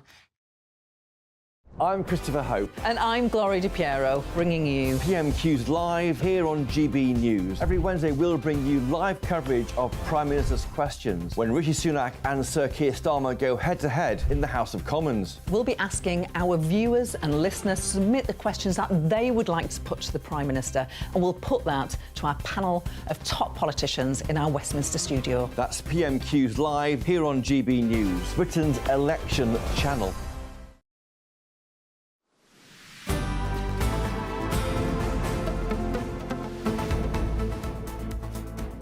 Good afternoon, Britain. It's 36 minutes past 2. And after providing more than £7 billion in military aid to Ukraine, with a further £200 million now on the cards, is this kind of spending really in the better interest of the British public? Is it necessary? Yes, we've been speaking with some of you about your thoughts on this. So here's what you had to say. People need help in this country as much as we need to help people in Ukraine, but we can't turn our back. You know, we do need more help in this country, most definitely. I think it's outrageous to send that amount of money abroad to do anything else, you know, without consideration for the people who live in England. So you've got to look after your own people first. I think it's a good thing that we're sending aid and helping those that are in need, but at the same time we're also in a cost of living crisis here, and we've got lots of people that need assistance here. To be quite honest, disgusting. Because the simple reason is we're paying literally on top of what is still going on, and they want more money. Well, that's very interesting, isn't it, to hear what people out and about, I think that's Birmingham, was saying about this. People's first concern is the cost of living in this country and all the things that could, you know, be better run or better done if they had a bit more cash. But then at the same point, people do, well, some people do, that we heard from, definitely want us to be doing both. Yeah. Which is, you know, sensible, I'd say. Well, I think perhaps there are elements of the foreign aid budget that could be trimmed down in order to fund some of the important stuff in Ukraine. Well, yes. How many times have we been told that our defence budget, for example, isn't big enough? I mean, how many military experts have we spoken to who say that our army is depleted, that we don't have the right kit, that we don't have enough people recruited to our armed forces? Maybe it's just a matter of prioritisation in where we spend our money. We could spend... Go on, what would you axe? Well, I don't think we'd give Shamima Begum millions of pounds in help for her military appeal after appeal... not military, her appeals, yes, I think judicial appeals. If that was a referendum, would you rather spend X million on legal aid for Shamima Begum, the ISIS bride/terrorist, or helping the valiant Ukrainian people fight off the Russians? Yes, I think that would go down. I think I know what the result would be. Yeah, but I think there's probably quite a lot of areas of spending where the question is, I mean, do we need to subsidise ballet? Do we need to subsidise opera? Do we need to spend taxpayers' cash on subsidising forms of art that very rich people like to go and see? I think would gently suggest perhaps that's an area where we could cut some budgets. Yes, I think in London we certainly could cut some budgets, some of those budgets that the mayor has control of. For example, the commission of statues in the public realm, diversity in statues or something like this, whatever it is. Well, a huge amount of money spent on all of these different things. Changing the overground lines. Yeah, that money could have gone to Ukraine. Yeah, or even better, we could actually do some things to grow the economy. Well, yes. So we're not talking about a fixed size of cash with which we can divvy up, but we actually had more cash. Wouldn't that be nice? Perhaps if we actually built some things in this country, maybe if we used our own natural resources a bit more, then we'd have more cash and these questions would be less painful to have. But I think it's because people don't see the direct benefit of the money going to Ukraine. But let's move on, because the ISIS bride Shamima Begum has lost her appeal to have her British citizenship reinstated. That was after it was revoked in February 2019. Yeah, the Court of Appeal ruling means that she remains in Syria with no chance returning to the UK. Shamima Begum's solicitor Daniel Ferner has promised her in the government that they are not going to stop the fighting until she gets justice and until she's safely back home. Sounds a bit of a threat to me. Let's get more on this now with GB News reporter Charlie Peters. So, Charlie, she's lost this appeal, but this may not be the end of it. Well, it was a 3-0 unanimous decision by the Court of Appeal, who rejected all 5 grounds of Shamima Begum's legal case. And while her solicitors say that they will keep fighting, and that likely means an attempt to go to the Supreme Court, that could take another year, which means, as you've been talking about, Tom, more legal aid. But also, whether or not the Supreme Court will see this case is still yet to be considered, because there was no wiggle room in that unanimous decision given today. All of those proposals rejected, even the feeling that Sajid Javid's decision in 2019 would have left her de facto stateless because the state of Bangladesh did not want to take her in, and if they did, they have the death penalty on the books for those who join terror groups, and also this view that she potentially had been trafficked, and the Supreme Immigration Appeals Court had not taken that into account. So what can she do now? What can her team do now? Well, many people I've been speaking to today who have been following this case and counter-extremism analysts suggest that this could now turn into a sort of hearts and minds operation, where having failed in the legal mission, they now seek to win the moral argument, proposing that Shamima Begum has been abandoned in Syria and that Britain has a moral duty to recover her and make her see any justice she might need to receive, but also to rehouse her. There are at least a dozen more ISIS brides with British nationality in the Al-Hol or Al-Raj camps in northeastern Syria. Some of them have also lost their citizenship, but those activists who have been engaged with those ISIS brides do maintain that Britain needs to take them back. But how easy is it going to be to win over the hearts and minds of the British people after Shamima Begum made so many outrageous statements in 2019 when she was first interviewed? Let's not forget that she said she wasn't fazed when she saw a severed head in a bin, saying that that head could have belonged to an enemy of Islam. And she also said that the Yazidi girls, the Kurdish sect of Islam, those people had been treated appropriately because other people belonging to Shamima's own persuasion of Islam had been mistreated in Iraq. She also said that the victims of the Manchester Arena bombing were dealt with as retaliation for Western efforts in Iraq and Syria. Quite frankly, many say that she has said too much for any successful moral argument to now be won. It's extraordinary. We're supposed to believe she's a changed woman, though. She's had this, she's been doing these interviews with British press. She dresses differently. She straightened her hair, put on some sunglasses, sorry and then... but clearly the judges aren't buying it. One person, Charlie, wrote into us a little bit earlier saying perhaps all she needs to do is convert to Christianity and she'll just be let in. I don't know.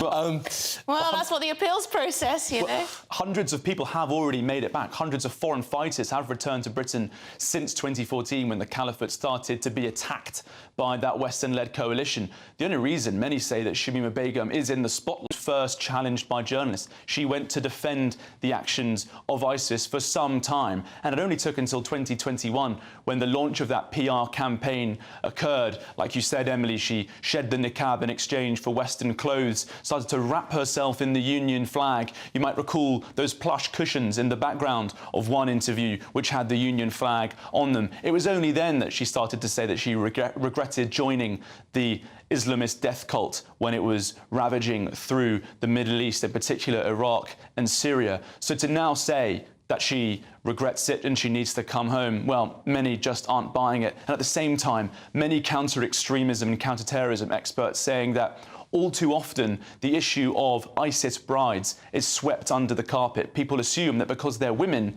they're safe. Well, there has been a changing role of women in several Islamist terrorist organisations, with more of them engaging in suicide bombings beyond just the recruitment and financial phase, as has often been the case in recent decades. An allegation was made soon after Shamima Begum was discovered in 2019 that she'd actually stitched a suicide vest onto an ISIS terrorist. She denies that allegation, but it does reflect the changing role of women in terrorist organisations and the changing approaches that security organisations are having towards them. Absolutely. Thank you very much indeed, Charlie Peters there, our reporter. It's interesting, isn't it? Because, you know, talk about feminism, but not when it comes to her agency. Yeah, apparently she's a victim. She's been groomed. She didn't know what she was doing.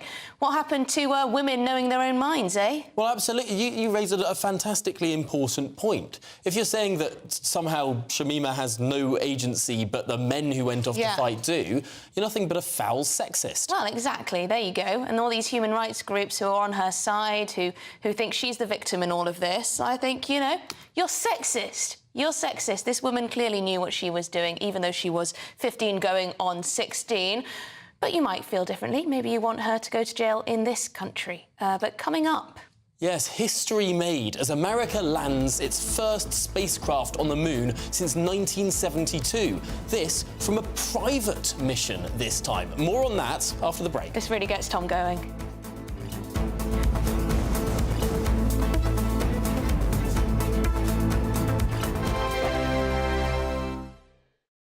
I'm Michelle Dewberry, and I'm not here to tell you what to think.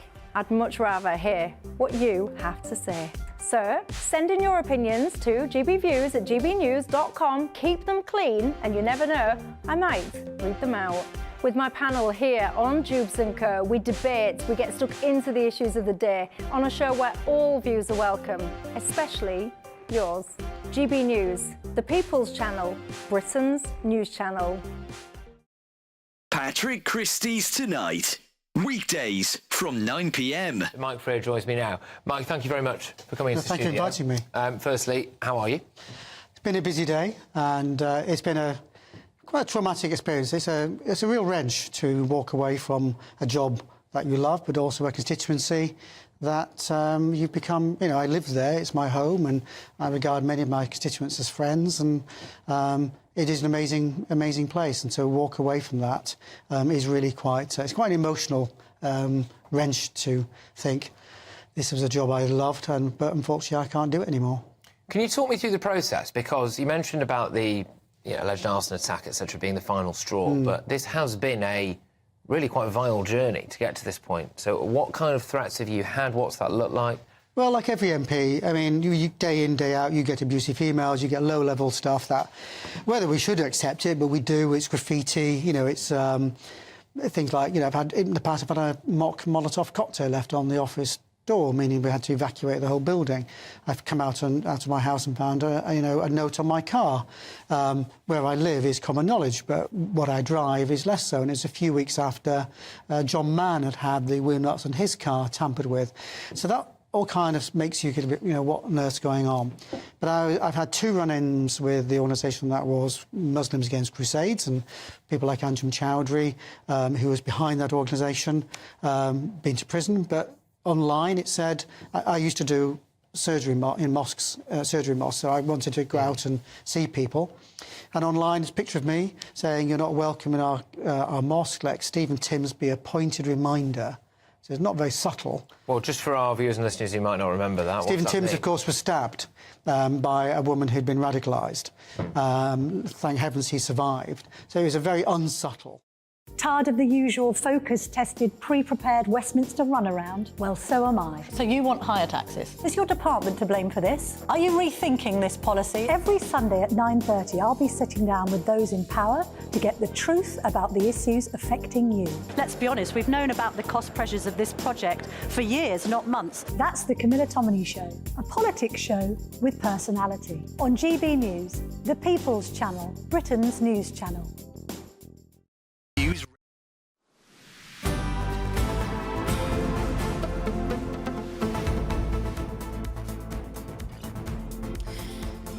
Well, we've got some views coming in on Shamima. Peter says Shamima should never be allowed to return to the UK in the interest of national security and also natural justice, nor should further appeals be funded by the British taxpayer. That sounds a whole lot like common sense.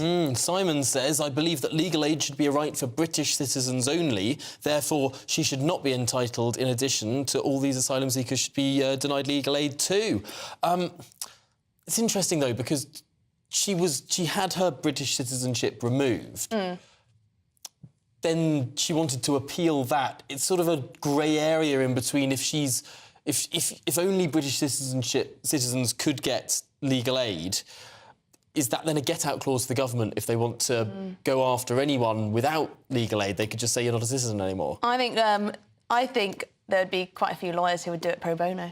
Yeah, well, I think this is because it's such a high-profile case. She's been made something of a celebrity. Well, this is the thing. Perhaps there should be a rule. If there are X number of newspaper articles written about you and your case, if you have reached a certain influencer and make loads of money. I mean, let's be frank. It's an absolute liberty. It does make a mockery of our generosity, I think, perhaps. Let us know what you do. But we've got some news from last night, actually.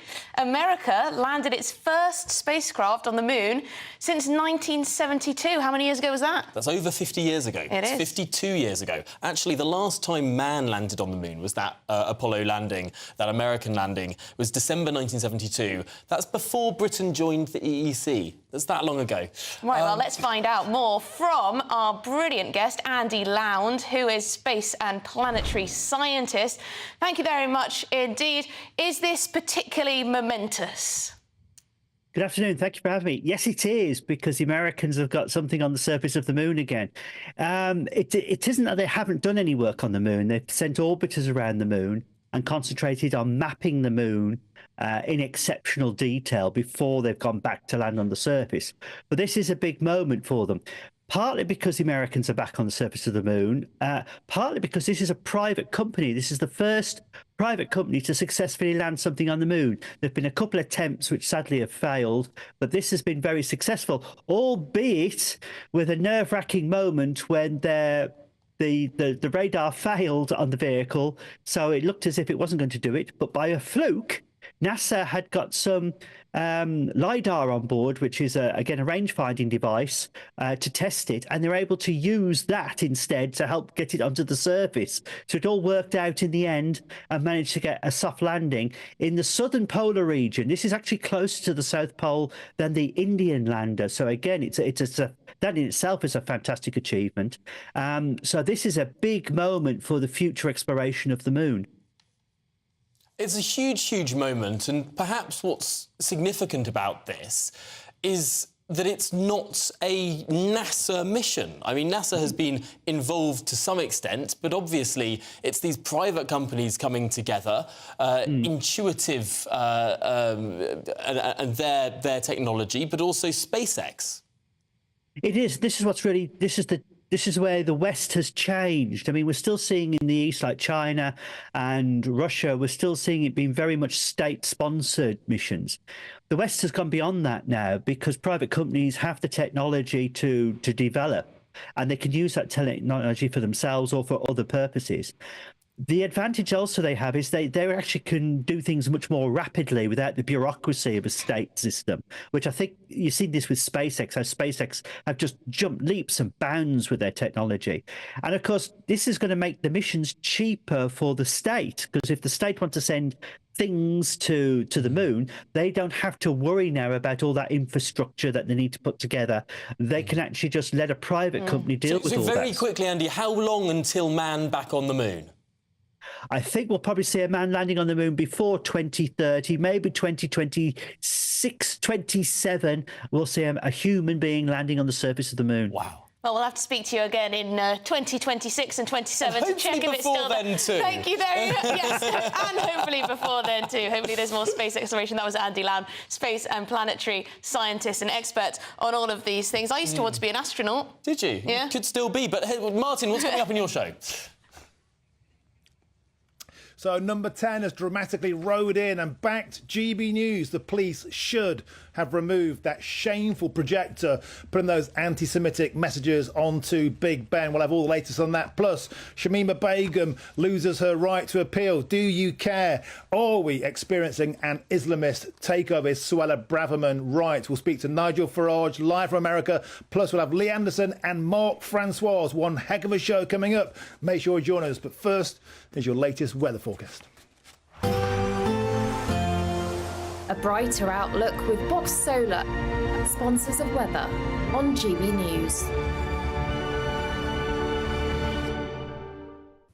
Good afternoon, welcome to your latest GB News weather update with me, Annie, from the Met Office. There'll be further showers through the rest of the day, some sunny spells too, but for all of us, it is feeling cooler than of late. That's as we've got a colder air mass upon us. It's much colder than we've seen through the beginning of February. We've got a westerly wind as well. That's been pushing in showers mainly to western areas so far today, but they will push into the east through the evening. So it will be a slightly damp evening across parts of the southeast. Further west though and north, it should turn a little drier as the night progresses, and for many areas it will be dry by the morning. However, it's going to be much colder than recently tomorrow morning. We'll likely see a frost quite widely, also a risk of ice where we have seen any showers. There's potential for some mist and fog to develop as well. That could be slow to clear across central areas through Saturday morning, but away from that it should be dry and bright to start the day.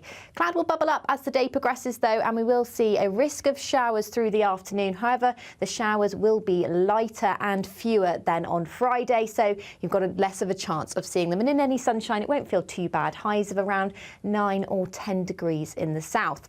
There'll be another cold start to the day on Sunday, but we will see some more persistent rain spreading in across the south. There is some uncertainty in exactly the details of how widespread that will be across the south. However, it does look like it will clear into Monday to give us a fine start to the new week, but further rain will arrive in the north on Tuesday. That warm feeling inside from Boxed Boilers, sponsors of weather on GB News.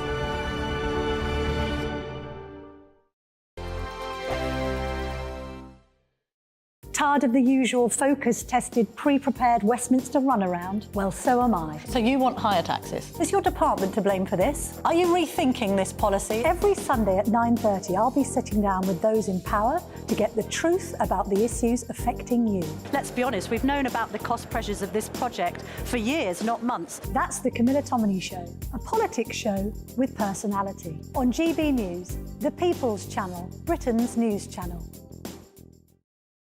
Britain's newsroom, weekday mornings from 9:30. The EU rules are trying to choke even that. And I just think, I would join this protest in a heartbeat. And you are right to point out this stuff about them being right-wing. How dare they slate them as right-wing when these are real people whose livelihoods and are remember, being a lot of people who work in the farm industry, Malone, get paid very little money. They get paid. Agricultural workers are very badly paid. They get paid nothing, Pierce. And, the profits... I think on Clark's Farm I read somewhere that I saw that when you sell it like a sheep's skin, it's 30 pence or something. Right. And you say, what? Yeah. And so you wonder how they can manage that. And I think after a year, Clarkson made a handful of pounds. He made like 90 quid profit or something. In a whole year working. But Carol makes a really good point, though, doesn't she, Nikki, about this idea that we go to the supermarkets, we shop there, we eat our food, we don't often give it a thing. And the farmers have become so frustrated by this idea that they are not respected. Absolutely. I mean, they're running what are effectively small businesses, often family businesses that are being passed down through generations. They also tend to know the land and the animals better than anyone else in those areas. I am all for green protests, I'm all for climate change activism, but actually... the only way you can do that is gradually. It's exactly what we've seen with Port Talbot. You can't just go in and say, you're not going to do it anymore this way. You've got to do it this way instead. The Tata Steel thing. Yes, exactly. You've got to do it this way instead,